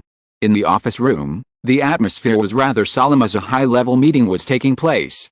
The sudden news of the war struck them like a thunderclap. According to the information they obtained earlier, Amadon was clearly in the preparation stage, but in just a few days, he declared a full-scale frontal war against Wright. Furthermore, he called Wright a sinner who had taken his lands in the past. From Alex's perspective, this was just a childish reason. But things in the current world were like this from the beginning. No one cared about the reason, power was the only thing that mattered here.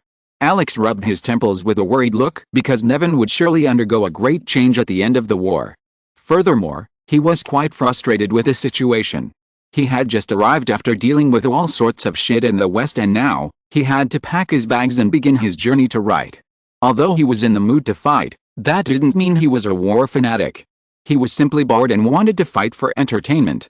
Wake up, train yourself and supervise the training of others, manage the administration, read the documents, and spend quality time with Raya. That was their daily routine. Alex shook his head to clear his thoughts and looked at the map in front of him. In front of Alex, Mordek explained a part of the history. Previously, Nevin, Wright, and Bright were said to be part of Amadon 1,000 years ago, but this piece of land had a new ruler and separated its territory from Amadon. After a few centuries, the power of the central administration weakened a lot and it was divided into two parts. One was known as Wright and the other wasn't Bright, and this rounded portion you see is Nevin, which became an independent state after your late adoptive grandfather's grandfather rebelled against the injustice of the Bright Kingdom, Mordek said as he explained things. "And why the fuck are you explaining it to me?" Before Alex could finish his words, Mordek interrupted Alex's speech and spoke, "Your Highness, I'm explaining all these things to say that I'm 99% sure that Bright will try to attack from behind, if we direct all our forces to Wright." Mordek spoke as he raised his chin proudly. "Uncle Mordek, do you consider me a child? I know all of this. That's why I plan to take only 1,000 soldiers with me. I'll leave 2,000 soldiers here." "Ah. I see." Mordek nodded and rubbed his chin. "By the way, Uncle Mordek, you'll be coming with me too. Ben will stay in the capital to take your place." Alex spoke, which surprised Mordek as he thought that as always, Alex would take Ben and Max. Seeing Mordek's confused look, Alex explained, "We need to have a strong second command. With Raya here, the capital is safe. You don't have to worry about Bright attacking the Steelfield Fortress. After all, if they dare to set foot in that place." Kikekikik. Alex laughed in a sinister voice that sent a chill down Mordek's spine. Peru and Castle would be the first to tear the Bright soldiers apart if they made an appearance. "Now, which place shall we go to first?" Alex muttered as he looked at the map. According to the facts, Wright had 5 locations where Amadon could lead an army to attack and could also send a second small army to cut off reinforcements, Mordek said and explained, pointing at the map. "I think we should attack this point." Mordek pointed at the plain that Amadon can traverse quite easily. "Then it is decided, we will march towards George Fortress." Mordek frowned and said, "Your Highness, You were mistaken. I'm talking about the Crever Plain. Also, George's fortress is guarded by Her Highness Christina. You may already know that with her there, it would be nearly impossible to take down the fortress, Mordek persuaded Alex. Uncle Mordek, do you have an estimate of Amidon's army and Wright's armies, Your Highness? According to our information, Amidon had gathered 19,000 soldiers while Wright had recently suffered Kinley's wrath and currently had around 8,000 to 9,000 soldiers, of which around 3,000 are ours. Alex nodded as he explained in a stern voice, that's where the key lies, Uncle Mordek. Christina is the greatest threat to Amidon, so they will try to take her down no matter the cost. They have obtained a large loan from the merchants and have gathered a lot of resources. It won't be easy for them to stay in power for such a long time, so they will try to end the war as soon as possible, for which they need to get rid of Christina. With her help, we could surely wipe out the troops sent towards George Fortress, and Christina would be able to freely move to other bases after Amidon's defeated the fortress, which would also reduce her motivation. I see. You're right, Mordek nodded as he rubbed his chin. Under the bright rays of the moon, two figures sat side by side on the castle terrace. A gentle breeze blew past them, making the atmosphere rather pleasant. Alex looked up at the sky filled with stars whose brilliance was incomparable to the bright star beside her. Rydia rested her head on Alex's shoulder as she recalled the past. Before, I would always be with you, taking care of you and working for you, but in just a few months, you've gone from a child who needed to be fed to a fine gentleman who no longer needs Rydia's help. I wish you could have gotten back on your feet when you were Kinley so you could have enjoyed your status as the Prince of Kinley. Alex chuckled and raised his hand to touch Rydia's cheek.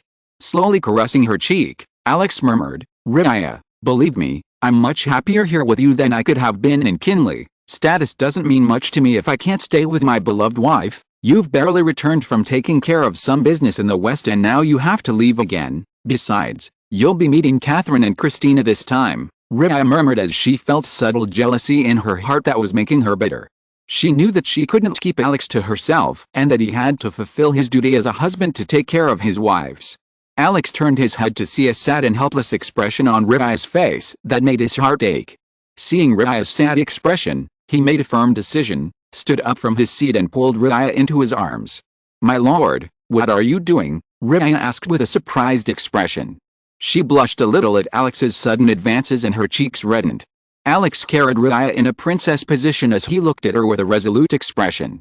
Rydia, I don't know how or when this heart of mine fell in love with you, but I know that a part of my heart already belonged to you. So, Rydia, tonight I will show you how much I love and care for you. So, Rydia, let's consummate our marriage. Rydia was shocked by Alex's sudden proposal and smoke began to appear above her head. She felt her body heat up as her ears stood up with a reddish hue. So Rydia, now tell me, are you willing to be my other half and walk this path of life with a stupid, useless husband of yours? Chapter 90, The Consummation of Marriage. My lord, Rydia's eyes became a little moist upon hearing Alex's words and she nodded. My lord, I swear that this life of mine belongs to you and I will always be by your side, Rydia said with a resolute expression. Seeing Rydia's expression, Alex's heart burned with passion and he slowly kissed her and carried her to the bed and slowly lowered her down while asking for permission to continue. Rydia didn't know what to say and simply nodded her head with a shy expression. Rydia, if this is uncomfortable for you, we can do it any other time when you're ready, Alex asked with a worried look upon seeing Rydia's expression. She didn't want to rush things and wanted to take it slow. If Rydia wasn't ready, for now, she didn't need to force herself. Rydia thought carefully about Alex's words. If she misses the chance now, she doesn't know when she'll get the next one. Furthermore, she was going to take advantage of her lord's first time, which could be taken advantage of by others if she hesitated. After all, today, who knows if others wouldn't take the risk. The current Alex was different from the past, his appearance, his strengths, and his aura. Everything was top-notch, which could make anyone fall for him quickly. My lord, let's do it, Rydia said as she stood up to give Alex a soft kiss on the lips. After giving the kiss, Rydia lowered her head out of shyness and closed her eyes. Rydia's blush and the flutter of her eyelashes told Alex how nervous this girl was. Unlike Rydia who did it for the first time, Alex wasn't too nervous about the process as he had done it a few times in his previous life. Alex opened his arms and hugged Rydia and the softness and smoothness he felt made him feel like he was in some kind of heaven. Suddenly, Rydia tensed up as she felt Alex's touch, which made Alex more excited. He calmed down and started to undress Rita while kissing her, starting from her lips to her neck and then moving lower. A subtle wave of heat and fragrance suddenly spread through her body, followed by the sound of heavy panting. Rita's face and neck instantly flushed red and she unconsciously covered her chest with her arms. Like a kitten, she looked up at Alex and then closed her eyes as her body was assaulted by Alex's heavenly touch. Alex gasped in shock as he looked at Rita's incredibly beautiful body.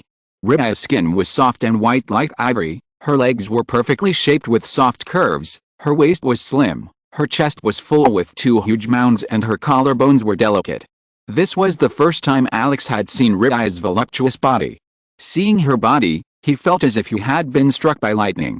His lips, mouth and throat were dry, and he felt like a man clinging to his life in the middle of the barren desert, while the divine beauty before him was the only well that could cure his thirst. For a moment, Alex even thought that he was besmirching such an unparalleled beauty, but he shook his head thinking that she was his beloved wife. While Alex was staring at Rita's heavenly beauty and feasting his eyes on her, Rita was also glancing at Alex's well-built body from time to time. After recovering from his imbecility, Alex had grown a lot. His height increased from 168 to 184 centimeters, while his greasy stomach disappeared, leaving behind well-built and chiseled abs that, combined with his V-shaped jawline, make him look like an immortal. After staring at each other till exhaustion, Alex started to make his move and slowly entered Rita, giving her a feeling of intense pleasure. Beneath him, Rita's eyes were sore, and she looked a little uncomfortable, and there were even tears sliding down her face. Alex looked at Rita and stopped moving and asked, "Rita, are you okay? Did it hurt a lot?" Alex wondered if he had been too hasty and gone in too aggressively. Although he knew it would hurt a lot for his first time, he didn't know the extent of the pain, so he was quite worried about Rita. As if Rita sensed Alex's mind, she opened her eyes and wrapped her legs around Alex's waist. She stretched her neck and panted heavily. She slowly explained in her warm and loving voice that made Alex's heart melt. "It hurts, but it feels good too. I think I can take it, so please continue, my lord." After feeling her passion, Alex became proactive again. Inside the dimly lit bedroom, the Shadow Queen bit her lips and frowned. With her legs locked on Alex's waist, she expressed her pain and the subtle wave of pleasure in a series of moans that echoed in the room. The scene was quite enchanting as both Alex and Rita connected both physically and spiritually. Alex could feel Rita heading towards the peak of ecstasy and moaned loudly. As they continued, Rita's iris started turning purple as a layer of purple aura gushed out from her body, accompanied by a purple mist, which made Alex more aroused and heightened her sensitivity towards pleasure. She felt her strength increasing slightly and her lust for Alex started to appear in her eyes. "My lord, I can't control my power. It seems like it's getting out of control. If this continues, I'm afraid I'll lose myself," Rita said in a terrified voice. Alex kissed her and both of their tongues intertwined. Removing her lips, she smiled softly as she increased her speed and said, "Don't worry, Rita, just believe in me." Alex smiled and her eyes glowed with a reddish aura as her aura gushed out from her body, which seemed to counter Rita's purple aura and suppressed it by a margin. "Nullify," Alex shouted, and his body started glowing, which shocked Rita and brought her back to her senses. "Suppress," Alex muttered, and as if his voice was commanding, the purple emitted by Rita was absorbed into Alex's body like a black hole. The purple mist was similar to an aphrodisiac that drives one mad, but Alex was resistant to this, and it won't have any effect on him until he lets it affect him further. Rita was startled for a moment and wanted to ask Alex what was going on, but Alex's passionate kiss left her silent again. "Rita, it seems like our match was made by heaven. Nothing can separate us now. I can nullify your power if you lose control, and I will always be there to stop you from going mad. For now, try absorbing my aura. It will calm you down," Alex muttered as she tried to circulate her mana inside her. Rita felt a sudden influx of mana seeping into her body and helping her control her power while simultaneously stimulating her. Both of them engaged in a heavenly pleasure session as they found warmth in each other's embrace and felt overflowing with love as they drowned in the night of ecstasy. Chapter 91. Infiltrating Right. Alex stretched his back lazily, which produced a slight creaking sound. He hadn't trained for a few days, which had left his muscles stiff. The entire capital was proactive for a few days due to preparations for the war. Alex wanted to save all the food and necessary things in case something went wrong. Even if he was 100% sure of victory, he would still make plans for the worst possible scenario. Alex and Riaya entered the newly created warehouse, which was filled with wooden boxes and crates. Alex's eyes sparkled and brimmed with excitement. Inside those wooden boxes were his treasure and toys, which he was going to wreak havoc with. No, he meant he was going to play and have some fun with. Alex walked over to the place and pulled the cloth wire. A glass frame appeared, and inside was a huge heavy metal armor which was shining brightly under the sun's rays. Alex opened the glass door and knocked on the armor to feel its thickness. A tang sound was emitted, and hearing it, Alex nodded in satisfaction. Although Alex loves to show off his armor, he doesn't like fighting in it, which makes him feel quite comfortable, and the heaviness slows down his movements by a small margin. But in an all-out war where enemies are coming at you from all sides, and you have to fight amongst thousands of enemies, you have to wear this for safety, which can minimize the impact and save your lives at critical moments, but most people ignore it, thinking it's useless as the heavy armor knocks them back. Alex stood in front of the next place, where there was a sword stand. A massive grayish-silver sword was placed on its forehead, made of the finest steel they could produce at the time. Many layers of patterns were created on it, which was the effect of using Damascus steel for many layers. It was a huge sword, made for domination. Although the blade was thick, it was quite sharp. Alex couldn't help but smile at the sight of the large sword and said, "The bigger, the better, eh? What do you mean by that?" Riaya, who heard Alex's words, asked in surprise. Alex smiled and wrapped his hand around her waist, pulled her closer and placed his face on her shoulder, softly murmuring, "Haven't you recently experienced that bigger things are better?" Riaya, who heard Alex's words, instantly blushed and her face began to heat up with redness. She hit Alex's chest with her small fist and pushed him away. "My lord, don't say such things in broad daylight. What if someone hears you?" Riaya said as she tried to cover her flushed and embarrassed face. "Don't worry, there's no one here," Alex said and kissed Riaya while gently patting her on the head. After playing with Riaya for a while, it was time for him to leave, as they had to cover a long distance quickly while being careful that no one could track their movements. It was time to set off on their next journey and meet his other wife. In a small town, two men walked towards the tavern that had been a hot topic of discussion. From the outside, it looks simple, unassuming, and homely. Small stones and huge stone planks make up most of the building's outer structure. It's almost impossible to see through the tall windows, but the enthusiastic noises from inside can be felt outside. Entering the tavern through the heavy metal door, you are greeted by people dancing and clapping. The bartender works hard, but still manages to welcome you with a friendly gesture. The interior was just as charming as the exterior. Marble columns support the upper floor and rows of small lights hang from them. The walls are filled with paintings. Judging by the style, they were all done by one person, perhaps the owner. The tavern itself was packed. Tourists seemed to be the main customers of the place, which could be considered a good sign, although it sure isn't. Several long tables are occupied by what seems to be a large group of people.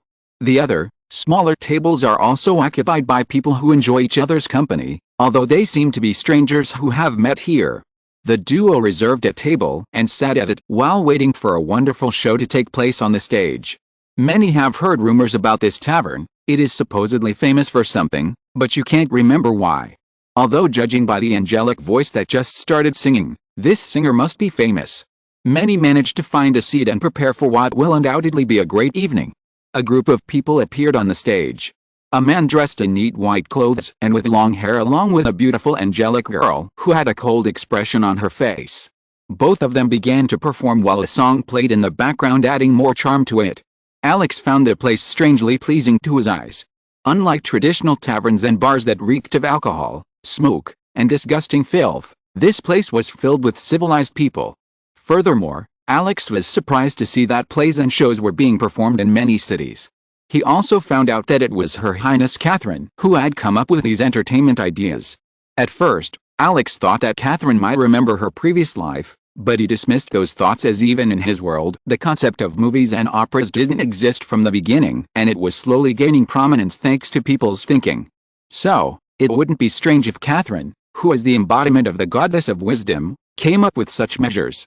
Currently, he was in a small town on the borders of Wright, and Alex could feel the difference that Catherine had brought to Wright, which was quite wonderful.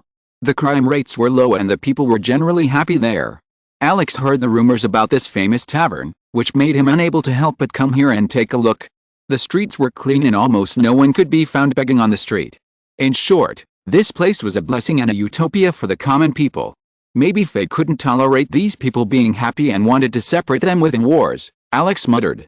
Alex had divided his army into many parts that would move in different directions along the border and gather at predetermined points to prevent their movements from being detected.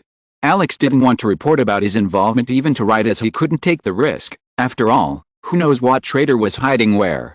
Alex and Mordek, after enjoying the place, were about to leave when Alex's footsteps stopped upon hearing the end of the song, which made him freeze for a moment. Some people marry for love, while some marry by force, while some marriages are made by heaven. Even if some marriages are a perfect match made by heaven, there will be ups and downs. Who is right and who is wrong? We shouldn't worry too much about it. After all, sometimes giving up for love is not a loss at all, so take your hands and walk through the journey of life, giving it your all. Chapter 92, The Beginning of the War. Near the borders of the Wright Kingdom, before George Fortress, everyone's ears were filled with mournful cries and loud battle cries. Both the attackers and defenders were giving it all they had at their disposal. It was a scene where either you die or I die. Waves of enemies wearing black knight armor were attacking the fortress, like a tsunami. Currently, the battle was taking place on two fronts, one on the rampart while the other was taking place before the massive walls. There were three massive siege battle ladders that were like war monsters, and the spikes on the ladder caught on the edges of the battlements, constantly sending more enemies to fight the defenders on the wall. The hooks made it difficult to get rid of the siege ladders, and a squad of around 200 enemies was fighting aggressively to protect the ladders on the ground, which were backed up by more in the distance. As time passed, more and more enemies had reached the castle walls. It was not a good situation for George Fortress. There were 4 times as many enemies as there were soldiers in the fortress. While the soldiers who were already exhausted were being pushed back, a yellowish beam of light was shot out and cut down 10 squires in an instant. A figure appeared whose steps looked rather graceful, but as soon as she passed through the enemy, a head fell to the ground. She brandished her sword like a grim reaper. Her way of holding the sword was quite perfect, and even those who died under her couldn't help but be mesmerized by such a beautiful display of swordsmanship. Clear clanking, Christina was pushed back a few steps as 2 master ranks appeared and attacked her. Leaning her body to the side, she turned to generate enough momentum and covered her sword in a yellowish aura and slashed at both of them. Clank, clank, clank. Christina fiercely slashed, pushing the master ranks to the edge of the walls, but before she could finish her off, both master ranks smiled for an unknown reason. I didn't know that the goddess of the war realm had fallen to the rank of disciple. I hope the goddess can handle us so we can have some fun, the black-armored master rank warrior muttered and leapt towards her. Christina narrowed her eyes as she looked at the scene of the fortress as she began to think about her situation. Everything was going well for them until Amidon took out his secret weapons. One day before the current events, George Fortress was situated on the riverbank. Under Christina's guidance, the newly recruited soldiers, who were weak as twigs, had improved greatly and could soon become the pillars of Wright. Given enough time, each of them could have reached the peak of the disciple rank, and some of them could have even reached the master rank. Unfortunately, the war started early. Atop the walls stood a majestic figure, wearing fine leather armor that made her body look more curvaceous. She had waist-length blonde hair and bright golden eyes. She was quite tall compared to typical women, standing at 181 centimeters and having long, slender legs. Standing on the wall, she watched the steadily approaching army that had made its base in front of the river, whose water level had dropped due to the intense heat of the sun. "What is their actual number?" she asked with cold fierceness. "Commander-in-Chief, according to our sources, they have around 3,500 soldiers," a man said from behind. Christine nodded as she mentally calculated. "On their side, they have around 900 soldiers. It would be a difficult battle, and it would largely depend on who could last the longest. How are the preparations going on our side?" "Everything has been done according to your orders." "What about Her Highness Catherine?" "Her Highness had requested to hold Amidon's troops here for at least 5 days. Since the war is being fought on all battle fronts, it will take some time for reinforcements to arrive." Christina nodded and understood Catherine's plans. Amidon had sent a massive force to take down the fortress, so for now they can't afford to attack the other battlefronts with all their might, which would allow us to counterattack. After all, war isn't just a matter of numbers. Just because one has a greater number of troops doesn't mean they can use all of their forces at once. Food, rations, weapons, supplies. All of these had to be taken into account when gathering a force. Clad in golden-colored armor with red trim, Christina stood at the front alongside several other fortress warriors. Her waist-length hair was tied into a bun, and although there was no makeup on her face, her snow-white skin shone under the sun, highlighting her hair. The golden-colored sword accompanied by her golden eyes, as a golden-bladed sword hung from her waist that looked as if it wanted to burst out of its sheath to feast on the blood of the enemies. A gentle breeze brushed against her cheek, causing her disheveled hair to flutter as she observed the scene before her with keen eyes. The tension was tangible as mana swirled in the rear as the 900 soldiers released their pressure trying to deter the invaders. The mages standing atop the wall raised their magic staff for immediate activation of spells to launch a series of attacks. On the tense battlefield, a man fearlessly stepped out from the massive army and, standing near the fortress wall, shouted, "Christina, who used to be known as the goddess of war, we ask for your understanding. We do not want a bloodbath. We are only here to take possession of the land that rightfully belongs to us. If you surrender now, not only will you be able to save the lives of many, but His Highness of Amidon will give you a higher position in the Amidon army and treat you with the utmost respect." "I refuse," a cold and sharp voice sounded at the top of the battlefield that had a domineering aura within it. "Lady Christina, don't be hasty. We don't know why you're staying here, in this small, shattered kingdom, but we can assure you that Amidon's future will be glorious and you will rise in rank to level 1. Also, with your talent and leadership, His Majesty might also accept you into his imperial harem and you could live your life without worries." Before he could finish his sentence, he was interrupted as the spear flew as fast as lightning past his cheeks, causing a deep wound. Blood trickled down his wound as he stared at the walls with anger in his eyes. "I'm just a humble messenger. How can you attack a messenger? You're just a messenger. That's why you're alive. If the war had already started, your head would already be flying off. Besides, you only have a few days left to live before your head rolls to the ground," Christina said in an empathetic voice and turned around and walked back while ordering the soldiers to get ready. Chapter 93, The Beginning of the War, 2. Amidon's army finally made its appearance and the horns of war sounded. In the distance, a thick black cloud covered the grasslands, blocking the sun's rays as it approached. Christina looked at the huge formation and raised her arm and signaled the soldiers to get ready. She had divided the troops into 3 parts. While 300 soldiers were on top of the walls, another 400 soldiers were on the ground fully armed with battle gear in case Amidon breached the fortress gates. The remaining ones would act as messengers for now and would be on standby to lend a hand in case of emergency. All the people close to the villagers and inside the fortress had already left the place, leaving behind those who wanted to lend a hand in the war. Even though they were not soldiers nor trained in the art of war, they wanted to help in carrying out various tasks. The master rank warrior whose name was Frank stood beside her. He turned around and shouted, "Archers, take your positions and prepare to shoot at the enemies." Mages began to cast their spells. The archers drew their bowstrings and raised their bows into the sky, shooting the arrows at the army. Swish, swish, swish, swish, swish, swish, swish.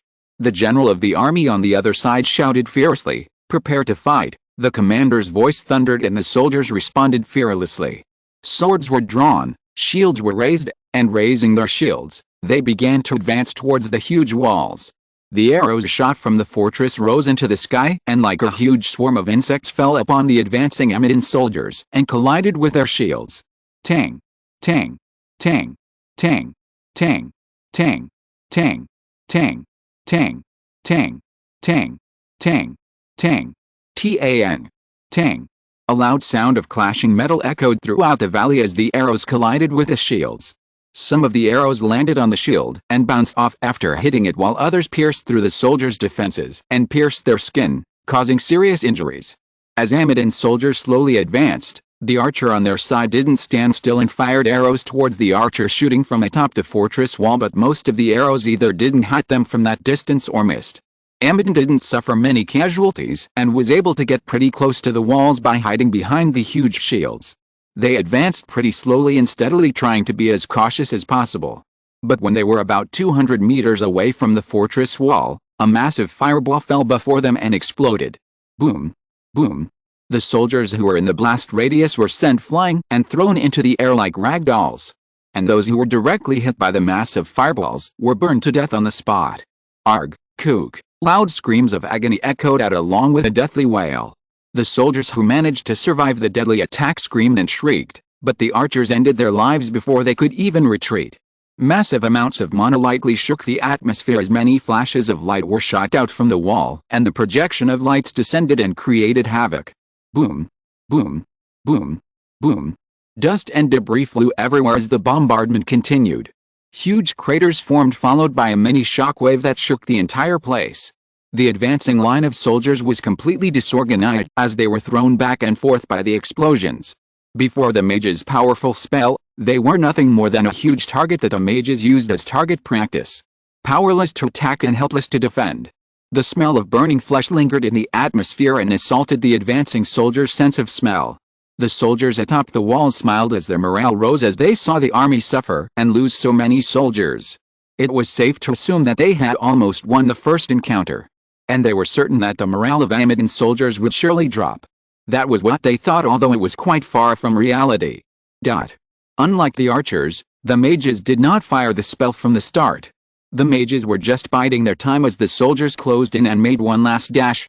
The master standing beside Christina looked at the scene with a satisfied expression. Right had a squad of around 40 mages, of which 15 were present on Christina's side. It wouldn't be wrong to say that Her Highness Catherine expected this kind of thing, and that was why Her Highness had left so many mages with him. A single mage can change the outcome of the battlefield. Christina didn't speak upon hearing Frank's words and only observed the battlefield. She stared at the first 400 groups of Amidon soldiers that were going to be completely annihilated. "Frank, you shouldn't be so happy now," Christina said as she turned around. The real war hadn't even begun. This group of soldiers was just cannon fodder that was sent here to die while the main force was watching our strongholds. "What?" Frank shouted in panic upon hearing Christina's words. "Commander-in-Chief, are you sure about that?" Christina nodded and said, "If I'm guessing correctly, they might currently be planning to break through the walls." While a joyous atmosphere reigned atop the walls, a serious discussion was taking place in the tents of the Amidon forces. "So, how's the situation?" a man asked with a stern expression. His body radiated a fierce and strong aura, and his strength seemed to be at the peak of the master rank, but his demeanor didn't seem to be that of a master. "It's nothing serious. All the men sent were dead. It's just a trivial loss, so, all the useless ones died," the man said as he looked at the map.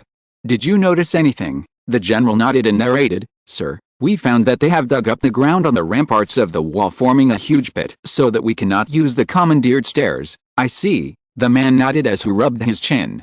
"Use those to tear down the wall. Order the 2 generals to attack and lead the mages to occupy the ground. Attack before dawn. Try to test Christina's current strength." Although she was crippled when he left the central military, she would surely have begun to rise through the ranks again with stronger foundations. "Now disperse," the man shouted.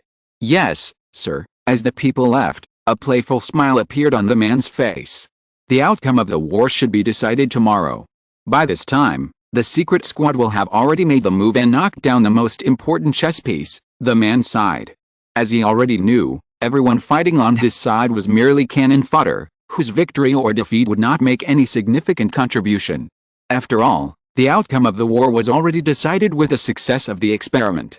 With a satisfied expression, he waved his hands back as several girls present walked towards him and poured the wine. "Tomorrow will be an interesting day.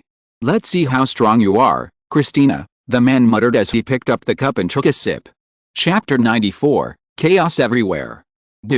As Christina watched the scene as she looked at Amidon's forces, she saw a massive beam of fire shooting towards her. "Quickly evacuate the left front," Christina shouted in a panicked voice and alerted the forces guarding the left side of the walls. Hearing Christina's loud voice, the soldiers stationed there quickly backed away and retreated, but before they could reach a safe distance, the beam of light collided with the walls and ripped off a large chunk of the wall. The soldiers stationed there flew up and were thrown into the air by the sudden explosion. The strong shock waves from the explosion shook the entire fortress wall, and slowly cracks began to form on the massive walls. "Mages, try to put out the fire quickly. Everyone retreat 30 meters from the walls," Christina shouted as she called for Frank to prepare the forces. Christina poured mana into her eyes and her eyes glowed faintly, allowing her to faintly see into the distance. Christina looked at the huge wooden mass of the magic cannon that had a huge magic circle drawn on it. Christina's expression changed for a moment as she saw what the Amidon army brought out. Frank was dumbfounded for a moment as he saw Christina's change in expression.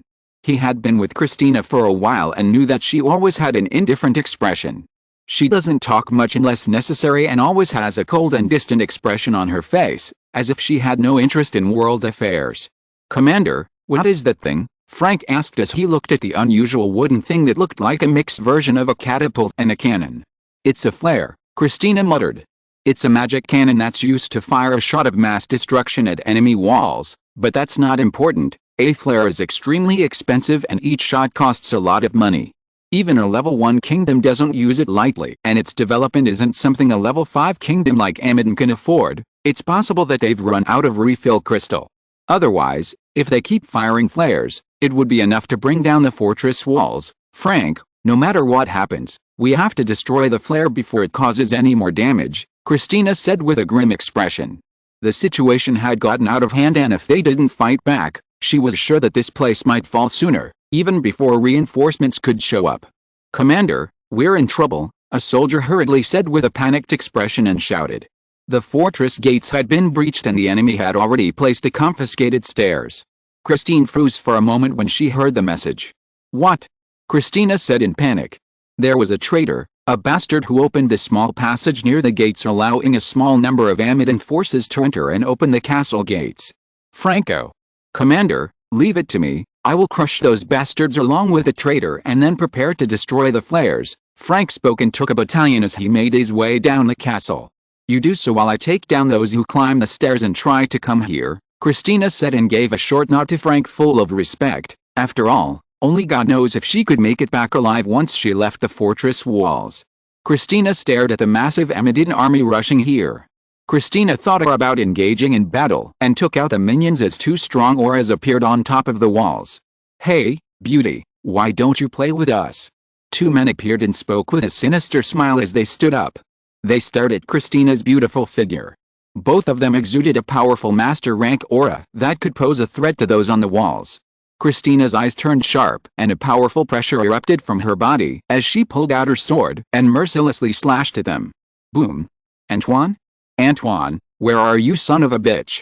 Don't let yourself be killed by those cockroaches, otherwise I won't let others bury your corpse and I will piss on your corpse." A massive man standing 6 feet tall, who had black hair soaked in blood and was wearing a massive chainmail coat, turned around and screamed as he charged at the enemy. "Antoine, pick some guys and get rid of these morons and destroy those bastards who are putting the captured leader," the man screamed as he drove his sword through the chest of one of the enemies, making a bloody hell on his chest. "Yes sir." Not far from him, a brown-haired Antoine soaked in blood emerged from the sea of corpses that had been piled on top of each other. It was already hard to tell if it was his blood or the blood of the enemies he had killed. Hearing the order from his superior, he waved his hands and shouted, "Come on, boys. We need to kill these bastards and tear apart those stairs that have been a pain in the ass and kick these invaders out the doors. Come on." His scream echoed in the sea of blood. Antoine was a burly young man who was known for his brutal strength. Even though he was in the middle of the disciple rank, he was able to defeat the master rank in weapon fighting. He looked more like a barbarian than a human. The veins on his arms bulged as he began to swing his massive iron hammer, the size of a huge iron ball. Like a mad berserker, he eliminated enemies in his path as if they were flies. Anyone who stood in front of him was crushed and turned into meat paste. The enemies defending the gates from Georgia's soldiers were alerted when they saw a huge man coming towards them, laying waste to everything in his path. "Attention! Move forward. Try to maintain formation. Don't let them get close. We have to keep the gates open until the soldiers come in," the leader of the small group of enemies shouted at the top of his lungs. 6 squads of enemies formed a semicircle and tried to surround Antoine and his squad while trying to protect the leader and the armies running behind them. With shark-like swords still dripping with blood and with sharp tips pointing outwards, they were like a metal hedgehog waiting for the attackers to make a mistake before capitalizing and finishing off their enemies. "Go to hell," Antoine shouted and gave the hammer a full swing like a javelin and threw it. The hammer flew out of his hands and charged into the enemy formation. The giant hammer made a beautiful trajectory in the air and pierced through the defensive formation with devastating force. The hammer struck them like a jolt and knocked down many of them, making a dent in the formation. Seeing the opening, Antoine screamed and jumped into the gap. Extending both hands, he grabbed the hands of 2 enemy soldiers and slammed their heads together and severed their skulls with a crackling sound and burst their heads into blood. He did not abandon the corpse, and holding them with both arms he spun like a grinder blade and slammed the enemy's corpses and sent them flying. Chapter 95, Chaos Everywhere 2. Seeing Antoine advancing rapidly and taking on multiple enemies with his brute strength, all the soldiers behind him were motivated to defeat the enemies and began to push them back.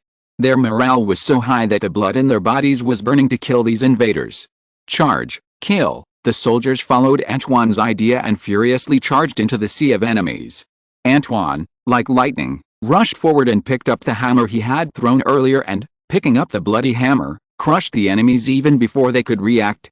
At his powerful blows, all the enemies were forced to retreat in fear, but none of them had time to react before Antoine crushed their heads. Pieces of flesh and gray brain matter seemed to fall around Antoine, creating a horrifying and disgusting scene that could make one want to vomit. But Antoine, as if he didn't care about anything, swung his hammer with all his might and blasted the enemies while shattering everything around him. Crush! Crush! Crush! Antoine raised the hammer and slammed the ground, which formed a huge fissure and sent the enemies flying immediately, who had some broken bones and internal organs. Bang! Bang! Bang! Clank! Clank! Clank! Clank! Clank! Weapons, armor, and bare fists clashed against each other, creating a melodious song that reverberated across the bloody battlefield like war hymns. Spurting blood, severed limbs, shattered bodies, and broken weapons had painted the picture of hell that reflected the cruel reality of war. Boom! Boom! Boom! Boom! Antoine slammed the hammer on the oncoming sword and it shattered into pieces. Unable to take the blow, the remaining momentum of the hammer collided with the leader's chest and shattered him into pieces. The leader flew backwards and crashed into the side wall and died, spitting out a mouthful of blood. Antoine took out the enemies guarding the door and ran towards the one climbing the ladder. The enemies were alerted and fired arrows at him, but the squad standing next to Antoine ran before him and completely covered him with his shields. Tang! Tang! Tang! Tang! Tang! Tang! Tang! The arrows hit the shield and bounced off while some remained impacted on the shields. Antoine jumped out of the formation and swung his body. He threw the hammer like a ball, which with great momentum collided with the ladder and fell on the enemies and crushed them into meat paste. The soldiers followed the same idea and killed the enemies, smashing the bottom of the staircase and making it fall to the ground. Antoine wiped the sweat from his forehead after eliminating the nearby enemies, leaving only those who had already climbed the wall. He looked around for the enemy mages who had filled the pit but couldn't find any, ordering to retreat when he saw enemies coming towards them. Close the gate, Antoine ordered as they were finally able to gain ground against the invading enemies. Creak. With a loud creak, the massive metal gate of the fortress was about to close when they heard the loud shout of a person ordering them to open the gates. What the hell? Antoine shouted in an irritated tone as he had almost exhausted himself by eliminating the enemies only to receive another order to keep the gate open. Huh? Antoine looked back and saw General Frank running towards them, which startled him. General. What happened? Shouldn't you be at the top helping the commander-in-chief? Antoine, we need to destroy those weapons known as flares that have the potential to destroy the entire fortress of the wall, Frank said with a grim expression and explained a little about them. I see. All right, I'll accompany you, Antoine said with a fierce expression. Brother, let's feast on the blood of our enemies, Antoine shouted as he raised his hammer, motivating the soldiers around him. Antoine, the gates would close once we get out and we don't know if we could return alive. The enemy commander had deployed nearly 1,000 soldiers on the other side to protect the flare while we had around 250 on our side, so, decide carefully. We will destroy the flare even if it costs us our lives, but we don't want you to lose yours so soon, you who have a bright future ahead of you, Frank spoke with a worried tone. Antoine spits on the ground and beats his chest. My grandfather and father were soldiers who spent their entire lives on the battlefield, falling for right's cause is a blessing and an honor. Therefore, allow me to accompany you and send right's enemies to the afterlife, Antoine said with a resolute look. Good, Frank nodded in satisfaction upon hearing Antoine's words. Frank had already realized that the level of Amidon's soldiers was not as good as Wright's. Each Wright soldier can take at least 2 of their ranks. Advance, Frank commanded a group of 250 soldiers who frantically charged towards Amidon's forces. The Amidon soldier snorted in disdain at the sight of such a meager army rushing towards them. But his expression changed when the first wave of his armies collided with Wright's soldiers. Curse! Curse! Curse! The soldiers at the front of the formation were blown away like ragdolls, The soldiers at the front raised their shields to meet the incoming blow, but contrary to their expectations, a huge hammer flew like a gust of wind and collided with their shields and crashed into them with devastating force, tearing a hole in the front line. Before the people could react, Frank appeared in the middle and with a single slash of his sword, he decapitated the soldiers like a knife cuts through butter. Even the disciples with the rank of soldier were torn apart before Frank's sword, let alone the rank of shield bearer. Frank and the right soldiers had been personally trained by Christina and had built a solid foundation. Each of them had learned various scriptures and sword techniques that she had invented. While Frank cut the enemies to pieces, Antoine crushed everything while the remaining soldiers dealt with the rest of the ants. Antoine. Good job. If we survive today, I'll buy you the best bear tonight, a black-haired soldier shouted. He was fighting with a thin but tall enemy as he shouted. Don't forget your promise. Antoine replied excitedly. Although he was talking, he wasn't slow in his attacks. His hammers were as fast as lightning. Curse. Curse. Curse. He smashed the enemies and was about to kick one of them with all his strength, but suddenly, a black shadow flew towards him as he held a rapier in his hand and stabbed it into his head, trying to take him down quickly. Antoine couldn't react quickly to the enemy's speed surpassing his own, and all he could do was position his hammer to cover his head. Dim. Dim. The rapier struck the center of the hammer and produced some sparks. Although Antoine was born with superhuman strength, he couldn't resist it. The force pushed him back and his body shook and twisted from within and his hands went numb, making him unable to hold the hammer. Shit. A master rank, Antoine screamed in surprise and panic. However, before Antoine could react, the enemy raised his rapier again and charged at him. The soldiers beside Antoine tried to cover him and give him some time to regain strength, but the enemy moved fast and turned into a shadow. The soldiers in front of Antoine fell to the ground, and all of them had a hole in their heads. White and red liquids were pouring out, painting a gruesome picture. No. Brothers, Antoine screamed with a heart-wrenching cry. Antoine screamed and forgot about the wounds on his body, abandoned his defense and madly charged towards the enemy. Antoine raised his hammer and swung it aimlessly and willed the hammer to hit the enemy, but he couldn't even touch it as the enemy left many grievous wounds on Antoine. Swish. Swish. Swish. Swish. Swish. Antoine's great blows left the air empty. His fast and furious blows tore through the air as they produced gales wherever they passed, but even after pouring in all his strength, he couldn't touch the enemy, who only laughed and took their pleasure in watching him desperate. It's no use. Raging bulls like you are easy to handle, the enemy laughed and attacked Antoine with his rapier. He was clearly enjoying the situation as his mad laughter echoed in Antoine's ears as his rapier moved like lightning towards Antoine. The rapier was too fast for Antoine to fully evade and was aimed completely at his head. Antoine leaned his body as he twisted his upper body, trying his best to evade it even if he had to squeeze all the strength of his muscles. Although he was able to avoid a fatal blow, the rapier pierced through his shoulder easily. The enemy smirked and tried to pull the rapier out of his shoulder and end Antoine's life, but was shocked to find that he was unable to do so.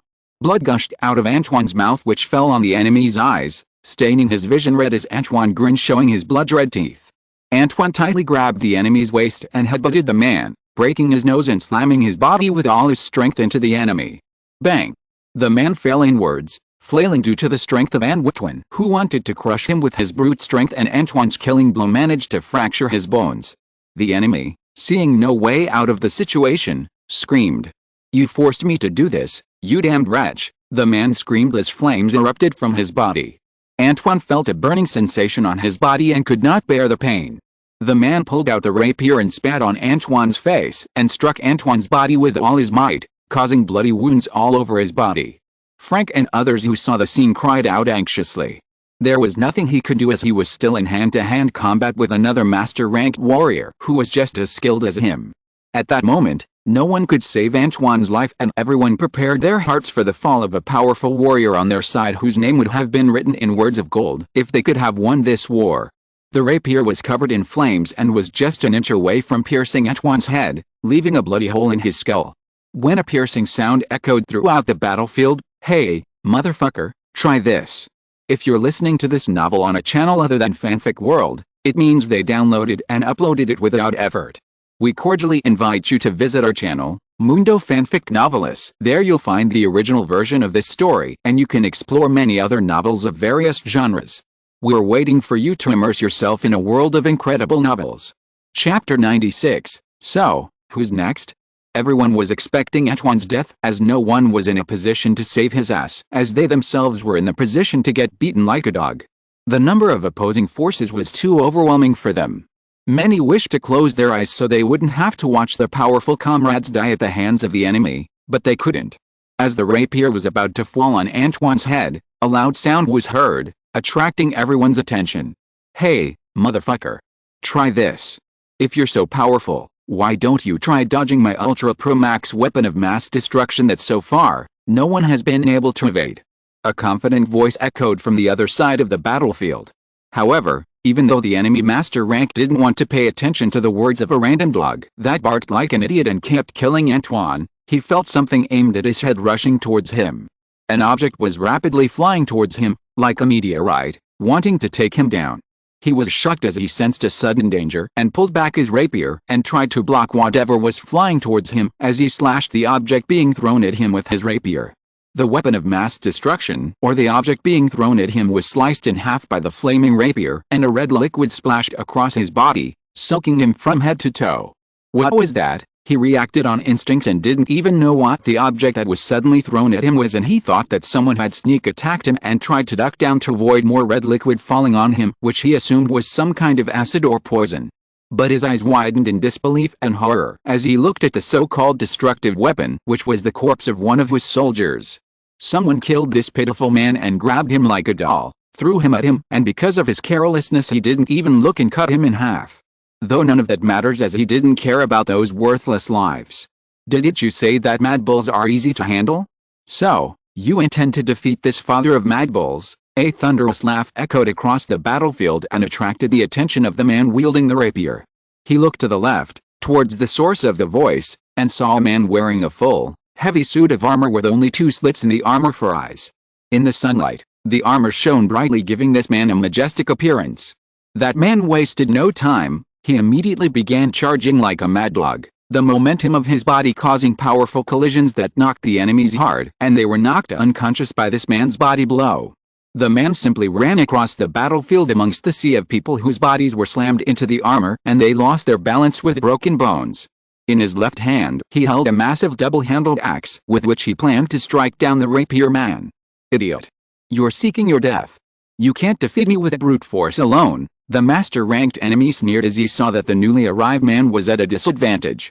Full heavy armor was used by cavalrymen such as knights who had superior strength along with skills, not regular foot infantry and common soldiers who were merely cannon fodder in massive wars.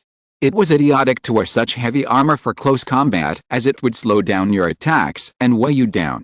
While the man diverted his attention to the newcomer, right soldiers found the opportunity and pulled Antoine to his side.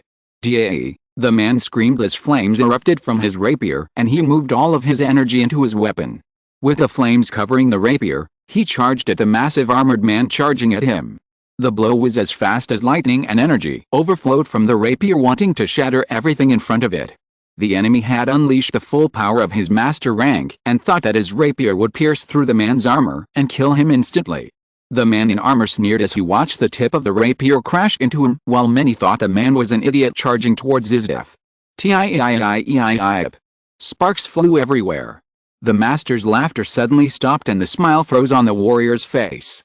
The huge axe the man was dragging appeared in front of him from an incredible angle and collided with the tip of the rapier. The enemy was stunned for a moment. After all, hitting the rapier's tip with such precision was almost impossible in his eyes. The enemy felt a terrible fear take over his body and tried to back away, but it was too late. Boom!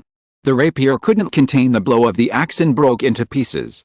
The energy flowing into the rapier was cut off by the axe, and the force of the axe did not stop there, and the rapier held in the warrior's hand almost exploded. The momentum of the sudden burst of energy turned against the man and traveled upwards. The veins on his right arm bulged, his skin broke and blood gushed out from the veins on his right hand. The man screamed in pain and jumped back in fear. The enormous noise had distributed everyone on the battlefield, and everyone's attention was drawn to the particular man who appeared out of nowhere and changed the momentum of the fight. Frank, who witnessed the scene, almost screamed out loud. Who the hell is he, and if he's on their side, and where the hell had he been hiding? The armored man stomped on the ground and leapt towards the former rapier man. His movement was as fast as lightning that no one could keep up with him. The rapier man tried to dodge the attack and leaped back, changing his direction of movement, but the armored man saw the scene, and as if bending the laws, his axe changed the direction of movement in the middle and swung the axe vertically and slashed fiercely. A strong arc of the blade emerged from the axe and slashed at the man in midair. Sink. It sounded like paper was being torn as the axe blade passed from the bottom to the top of his head, and since it happened so fast, the enemy had no time to react and fell to the ground in one piece. After a brief moment, a small bloody groove appeared on his body, and even before he could utter his final groan, blood gushed out of his body and his body symmetrically separated into two halves, and all of his internal organs fell to the ground as his body burst into two halves. You have killed a mid-master rank warrior. You have gained 250 experience points. So, who's next? The armored man's cold and chilling voice spread throughout the battlefield, terrifying the enemy soldiers. Chapter 97, Fall. The enemy soldiers were horrified by the change of scenery that occurred in such a short time. The prestigious master rank warrior who could decimate many soldiers with his power and was killing people less than 5 minutes ago died just like that. Just one fierce blow, and a master rank warrior was decimated like he was nothing before this man. For level 5 kingdoms, the master rank was considered the pinnacle of strength, but a master rank had already fallen when the battle had just begun, which was shocking to both the right and Amadan soldiers. The sounds of weapons clashing and war cries suddenly stopped as a cold aura began to radiate from the man who cried out in danger and abruptly stopped the battle. If they thought that everything was over, they couldn't be more wrong than today, because today was going to be the descent of the nightmare. General Frank, leave the destruction of the flares to me, Alex shouted fiercely as lightning began to emerge from his body, producing a crackling sound. Lightning bolts began to shoot out from his body like snakes wanting to devour everything. The enemy soldiers standing near him were hit by lightning that sent them flying through the air with a huge bone, making them moan in pain. Alex began to run towards the flare as his body radiated tension from all directions. Bang! Bang! Bang! Bang! Bang! The enemy soldiers in front of him tried to flee upon seeing Alex charging towards them. Alex punched everything in front of him, sending them flying as sparks of lightning struck and paralyzed them. Lightning engulfed and devoured Alex's entire body, and his red eyes glowed with flashes of blue lightning. A thunderous voice echoed across the battlefield and huge black clouds covered the sky, obscuring the sun's rays. Lightning punishment, Alex shouted. This is how a magic swordsman fights. Sorry, I mean this is how a man with a magic axe fights. Alex muttered as he stomped the ground, making a huge crack in the ground, and leaped upwards. Alex used the air jump he had invented himself, which was a mixed version of high jumps and flight. Well, he gained more distance by kicking his feet into the air and generating a massive pressure to propel himself. His body shot upwards like a cannon, and using the air jump he developed on his own after awakening, Alex covered a distance of 100 meters in a single leap and arrived quite close to the people guarding the flare. Most of them were made up of squires, along with disciple-ranked warriors with no master rank in sight. Alex's body shot towards the ground like a meteor with great momentum. Alex's body fell like a meteorite, streaking through the atmosphere, and the entire sky covered in dark clouds seemed to light up for a second as a massive bolt of lightning shot down from the sky that converged with Alex and illuminated the entire place. Alex raised the massive double-edged axe, brandished it, and slammed it down on the ground as he prayed in his heart. Not for the poor souls that were going to suffer the calamity, but rather for the safety of his hammer remaining in one piece after the impact. The entire world seemed to freeze for a moment, but immediately afterward, the entire battlefield began to tremble slightly and increasingly louder. Boo-hoo-hoo. As if several missiles had been fired which hit the target, causing a huge explosion, the ground shook horribly, and a shockwave large enough to send everyone flying along with Alex spread everywhere like the transmission of a ripple. For a moment there were no flashes of light, nor a loud explosion, but then a cloud of flames emerged from the explosion. Even the shrill screaming sound of the fighting soldiers seemed to cease. There was no sound except the rumbling of the earth, followed by the loud and deafening roar of thunder that was enough to burst the eardrums, making them bleed from the ears. The shockwave spread across a 300-meter radius, and the enemy soldiers screamed as they saw a massive shockwave forming before them, looking like a blade of wind coming towards them to cut and shatter them. The soldiers beneath Alex's attacks were brutally crushed into a mist of blood that instantly vaporized under the effect of a fierce lightning bolt, accompanying the scorching heat. The shockwave obliterated hundreds of Amadan soldiers in front, and its radius even reached the flare and swept it away, and pulverized it into thousands of small pieces of wood. Rocks and debris flew around, forming a massive cloud of dust that spread everywhere like waves of the sea accompanied by clouds of flames. Christina, who was facing the two master rank soldiers by herself, frowned at the sight of such a brutal shockwave, as she wondered who and how someone unleashed such a terrifying attack, because she knew that Frank was not capable of performing such a feat. The master rankers, who were fighting with Christina, froze for a moment upon seeing the illuminating light coming from the fortress of their soldiers, and their expressions grew tired and ugly. One of them shouted angrily, "Who is that bastard?" They were distracted for a moment, which turned out to be quite fatal for them, as Christina seized the opportunity and cut down one of the master's ranks. He was barely able to react to Christina's swift attack and dodged the fatal blow, but as soon as he landed back on his seat, he saw blood pouring out of his left shoulder while his left arm was missing. "No! No!" he shouted with bloodshot eyes as he stared at Christina. "Brother!" The other master panicked upon seeing his comrade in arms lose his arms. He was also caught up in the moment that allowed Christina's strike to be successful. "You will pay for this, bitch!" the man roared and charged towards Christina like a madman. Chapter 98, Waging War from All Sides. Beneath the layer of dust and debris, a hand covered in metal gauntlets emerged, followed by a small explosion that shook the pile of dirt from which a man covered in armor stood. "Hiya!" He exhaled a breath of air as he looked at the scene in front of him. He had slightly overdone it and underestimated his strength. He had put 3/4 of his mana into his final strike that razed most of the battlefield, along with a flare that had turned into a pile of dust and debris. Alex looked at the horrifying scene of mass destruction spread out before him. A mushroom-shaped cloud still hovered there while dust and debris floated in the air, carried by strong gales that were still blowing. A huge crater 60 meters in diameter and 20 meters deep was formed, where lightning still lingered and burst out with a sizzling sound. A huge chunk of earth seemed to evaporate from the intense heat caused by the lightning as the ground glowed a reddish color, because the huge lightning bolt had heated up the entire ground.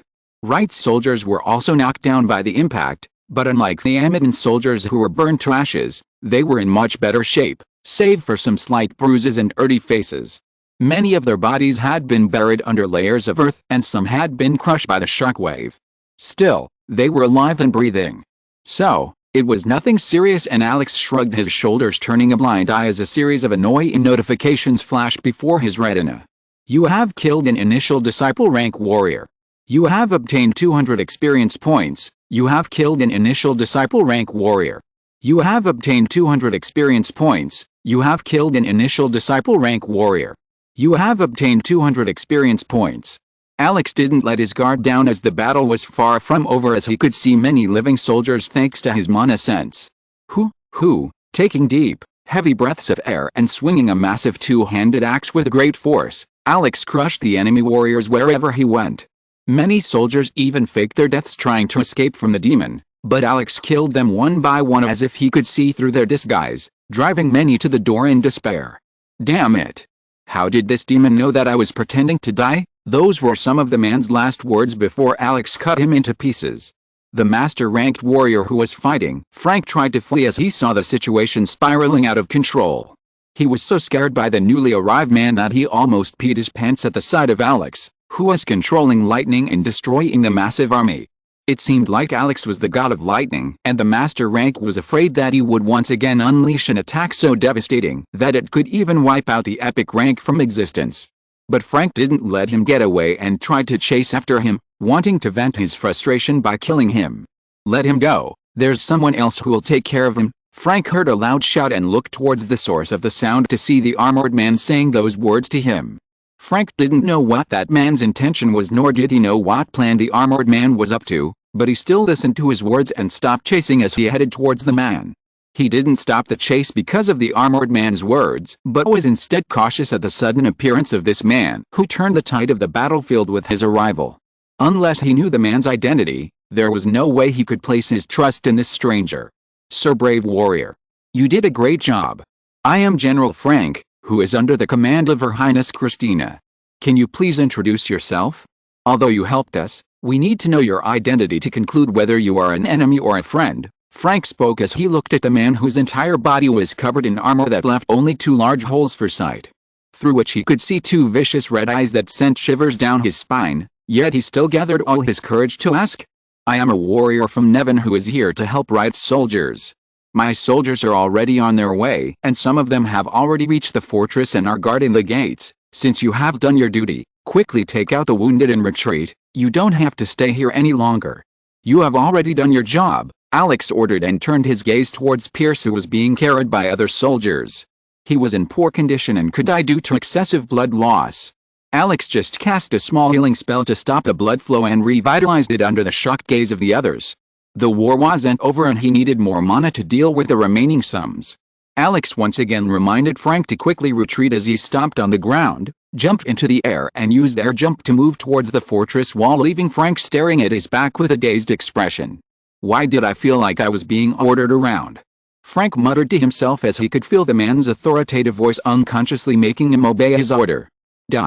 Commander, Commander. A man entered the tents shouting loudly. Panicking, he even forgot to ask for permission, and as soon as he stepped on a wine glass, it hit his head and swerved with a large curve in it, causing the man to stumble a few steps. What happened? The commander asked in an annoyed tone. He was currently having fun while enjoying the service of the women.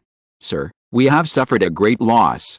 We were in a good position, but someone intervened in the middle of the war and killed our soldiers, and the flare was also destroyed. What? The commander shouted in panic and jumped out of his bed, scaring the women. Get out, he ordered in an angry tone, and the women quickly got dressed and left the tent. Have you discovered his identity? The commander asked in a solemn voice. No, we couldn't discover anything. We only know that he is at the peak rank of disciple, but he was able to deal with hundreds of soldiers by himself. Idiots, hundreds of soldiers were screwed by a single man. Then give the order to retreat for now. I'll think of other plans. They are already retreating. Shut up, fool. What else do all you know other than running away after getting beaten up? The man simply nodded and quickly left the tents for fear of angering the commander. The commander's expression turned ugly and he cursed loudly in frustration. Flair's loss was too great. They had brought Flair over from a neighboring Tier 1 kingdom at a cost of nearly 100,000 gold coins along with an exorbitant interest per week. After using the Flair, he deployed it near the fortress wall to draw some soldiers out of their shells and finish them off. Meanwhile, he had sent 2 master ranks to deal with Christina. But now everything was ruined just because of the appearance of one moron. Asshole, you better pray that you don't fall into my hands, otherwise I'll tear you to pieces, the commander spoke with bloodshot eyes. He tried to calm himself down and his blood pressure began to stabilize, only to be shot up again by another loud scream. What happened now? The commander asked in a deep, heavy voice that sent a chill down the informant's spine. Commander, someone broke into our tents and burned the food and ration reserves. The commander froze for a moment and, gritting his teeth in anger, threw a fist at the man. No. No, the man screamed in panic and tried to dodge, but a strong blast of pressure hit him. Boom. A crystallized mass of fists hit him and exploded his body into a mist of blood that blew the front of the entire tent away. Damn it, those useless pieces of scum can't even protect the rations from an intruder. Useless shit. The man roared in frustration and ran out of the tent trying to sense something but couldn't find anything. Chapter 99, I was busy killing. While the entire army camp on Amidon's side was in chaos as he tried to find the culprit and set off the fire, the master rank warrior who escaped from Frank was running towards Amidon's camp, which was 3 kilometers away from the fortress. Following behind him were the remaining soldiers who managed to survive the calamity. Amidon sent 4 master ranks into this battle while 2 were in charge of commanding and taking down the ground forces, while the other 2 led the charge over the walls. One of the master ranks was killed by that brute demon, while the situation of the other 2 was still unknown. Touch! Touch! Touch! The loud sound of his footsteps faintly echoed as the metal edges of the shoes collided with the ground. Behind them were surviving soldiers who were running by tucking their tails into their pants, with their entire bodies covered in dirt along with bruises and burns. He tilted his body and was about to jump over the small river when he saw a small black shadow-like object flying over him like an arrow. His pupil contracted and instead of jumping forward, he jumped back in fear. Boom! A small crater formed and a rock by the riverbank was shattered into pieces. The cloud of dust dispersed, leaving behind a sword stuck in the ground.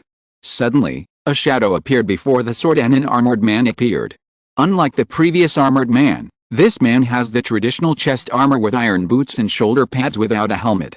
He had a long beard with strands of white hair and rough wrinkles all over his face. Demon Mordek, the master ranker who saw the scene, screamed and cursed his luck. Ah! Rhine! It's been a long time since I was called by this name. The master, whose name was Ryan, nearly peed his pants upon seeing Mordek bite his lips. Many may not know, but years ago, the duo formed by Mordek and Hamilton terrorized all of the neighboring lands. After all, Nevin was a level 4 kingdom, higher than Amidin years ago. Furthermore, unlike those who had been trained by a low-level instructor, Mordek and Hamilton were selected as knight candidates and were trained at Kinley's Knight Academy, while the knight candidates were selected from the kingdoms. Each kingdom can send 2 or 3 candidates who must pass the entrance in order to be admitted there. Even though they failed to become knights, the selection was enough to deter others, unlike other master ranks in the neighboring kingdom who were trained in their kingdoms by learning through low-grade techniques. Mordek, why are you here?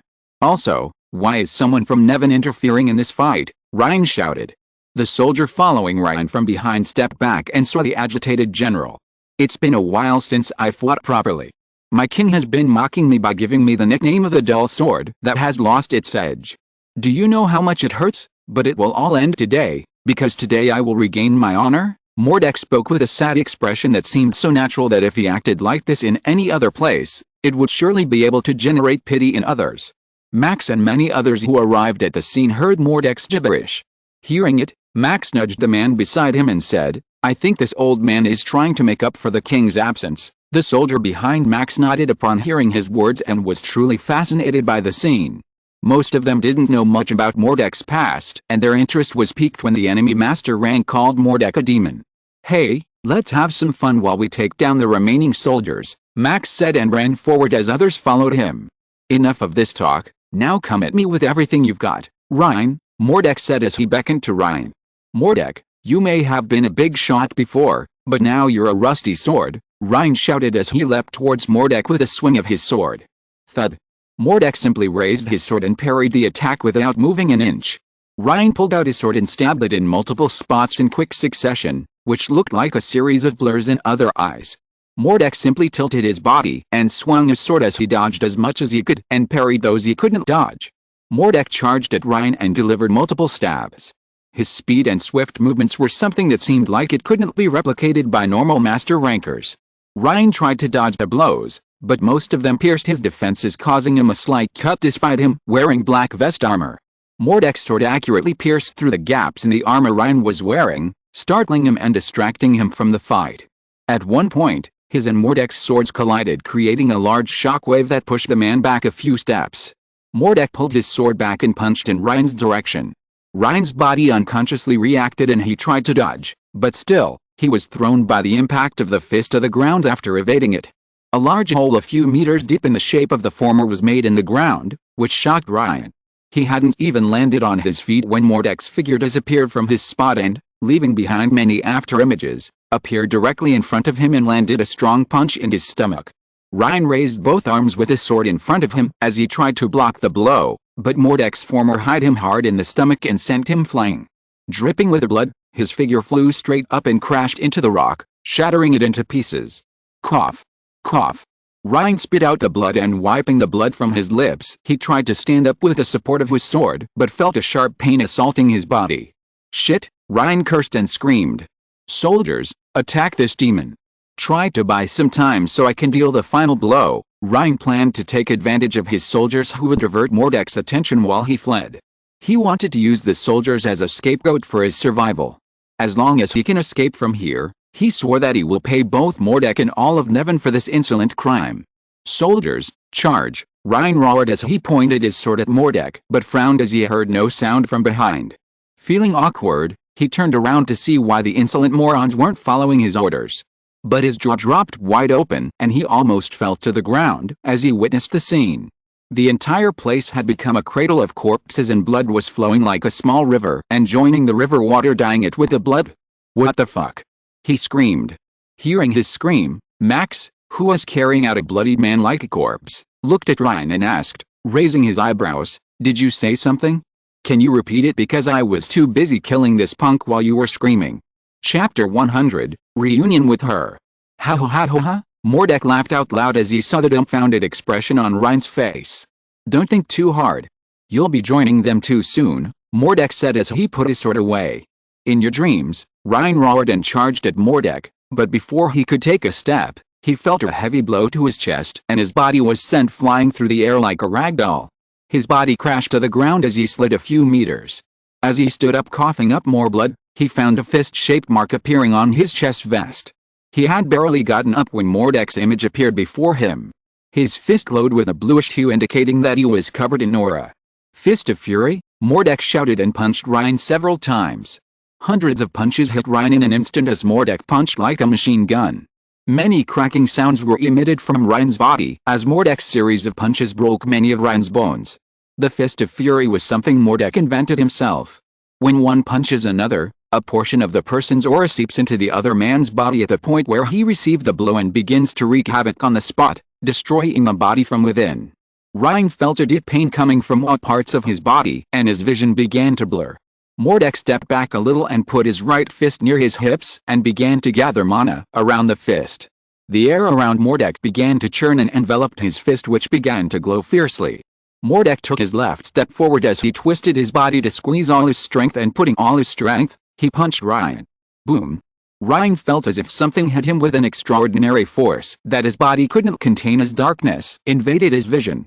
Ryan's entire body erupted and exploded into a mist of blood unable to contain the force of Mordek's punch and his entire body turned into a mist of blood. Behind him a fissure appeared that extended towards the river and splashed the water forming a crack and splitting it for a moment that returned to normal after a while. Shut up, I sure am getting old, Mordek muttered, wiping the sweat from his forehead, leaving the people behind him staring at him with bewildered expressions. Their lips twitched uncontrollably at his words. You're getting old. Are old people really that brutal nowadays? You didn't even leave a part of the enemy and annihilated their entire existence. Mordek noticed his expression and shouted, stop wasting time and run. Amadon might have already found out about our legendary exploits and would have already sent scouts to find us. LST's race. Atop the fortress, a fierce battle was taking place. Bang! Bang! Bang! Bang! The sounds of metal clashing against each other produced a sonorous voice that echoed off the wall. Large cracks began to form on the stones used to make the walls along with small craters. Dust and debris flew up and an air bubble burst with terrifying pressure. Two master ranks were facing off against Christina, and the speed of the fight was invisible to the naked eye. Within seconds, their swords clashed against each other countless times. Sparks flew everywhere as Christina parried their attacks. She was already in very bad shape, and fighting with two of them put her at a disadvantage. Furthermore, a feeling of pain burned in her chest as her wound slowly healed again. The only thing she can do now is to persist and last long enough to tire them out. Since childhood, her entire life was based on persistence, so as long as she could outlast them, she was certain of her victory. An enormous pressure descended from their clash. The yellow and bluish energy seeping out from the battle had left many shocking marks on the defense walls. The master rank energies began to cover their bodies. It looked like a huge burning flame. Both of them forced Christina back a few steps due to the strong heat given off by their bodies. Focusing all the energies in their bodies into their weapons, they were ready to unleash a destructive attack and eliminate Christina immediately. Christina's sword glowed with a yellowish glow and she also prepared to unleash her full strength. However, their battle was halted due to someone's intervention. Clamp. A huge, heavy sword appeared out of nowhere and struck the ground fiercely, sending out a massive shockwave that pushed both parties back a few steps. Even before the parties could clash, they were stopped due to someone's sudden appearance. Christina frowned as she felt a gentle tap on her shoulder and was about to brandish her sword at the appearance of the stranger. She was shocked by the sudden appearance of the man as she was unable to detect the man who appeared beside her, and due to the subconscious reaction, she pulled out her sword. But her movement stopped and her body shook and she felt a warm current flowing through her body. The small wounds and bruises she sustained due to the fight began to heal and her breathing began to stabilize. She felt as if she had been revitalized and her body was full of vitality. The disheveled air blowing over the place shifted her hair covering her face and exposing her smooth and delicate beautiful face, and the cold expression added a heavenly touch, showing her otherworldly temperament which attracted Alex's attention. Through the holes in the helmet, she looked at Christina with a gloomy expression. While healing her, she could see that Christina had suffered an injury which had caused her to drop in rank from master to disciple. Alex deduced that this might be due to the ritual. The ritual had affected everyone but Rai was able to survive due to her epic rank without any repercussions. Red Eye had told her that after the ritual she could feel her body weakening, although it had already disappeared. It cannot be said for the others. Also, before she left Kinley's army she was crippled and had to start her warrior journey over from scratch. Even in her poor state, she had offered a part of her life to him which hurt her soul. Warriors from a higher realm had a longer lifespan, and ever since Christina's realm had fallen, her lifespan had become shorter and she had to offer him part of it, even in that condition. Alex felt a deep pain in her chest and clenched her fist tightly as she looked at Christina's cold and distant figure. My wives had sacrificed a lot for me, Alex muttered to herself. Feeling the gaze directed towards her, Christina looked at the armored man with a strange expression. As she looked at the pair of red eyes looking at her, she felt like she had seen those eyes somewhere else, but she couldn't remember them.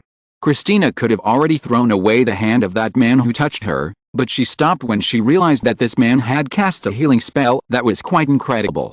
After all, it is very rare to find a person with a healing item, something that is usually used mostly by clerics and priests, which is quite rare. "Who are you?" asked Christina with a cold expression. "I am a good-for-nothing and a guy who has made his wife suffer a lot. But since I have realized my mistake, shouldn't I make amends? Isn't that right, my lovely wife, Christina?" Alex withdrew his hands and walked towards the greensward while leaving Christina staring at his broad back with a dazed expression. End of this chapter. Thank you very much for reaching the end. Don't forget to like. Looking for more exclusive content and immediate access? Subscribe to our Patreon. Remember, every like, subscription, or donation encourages us to continue. Thanks to everyone. See you in the next video.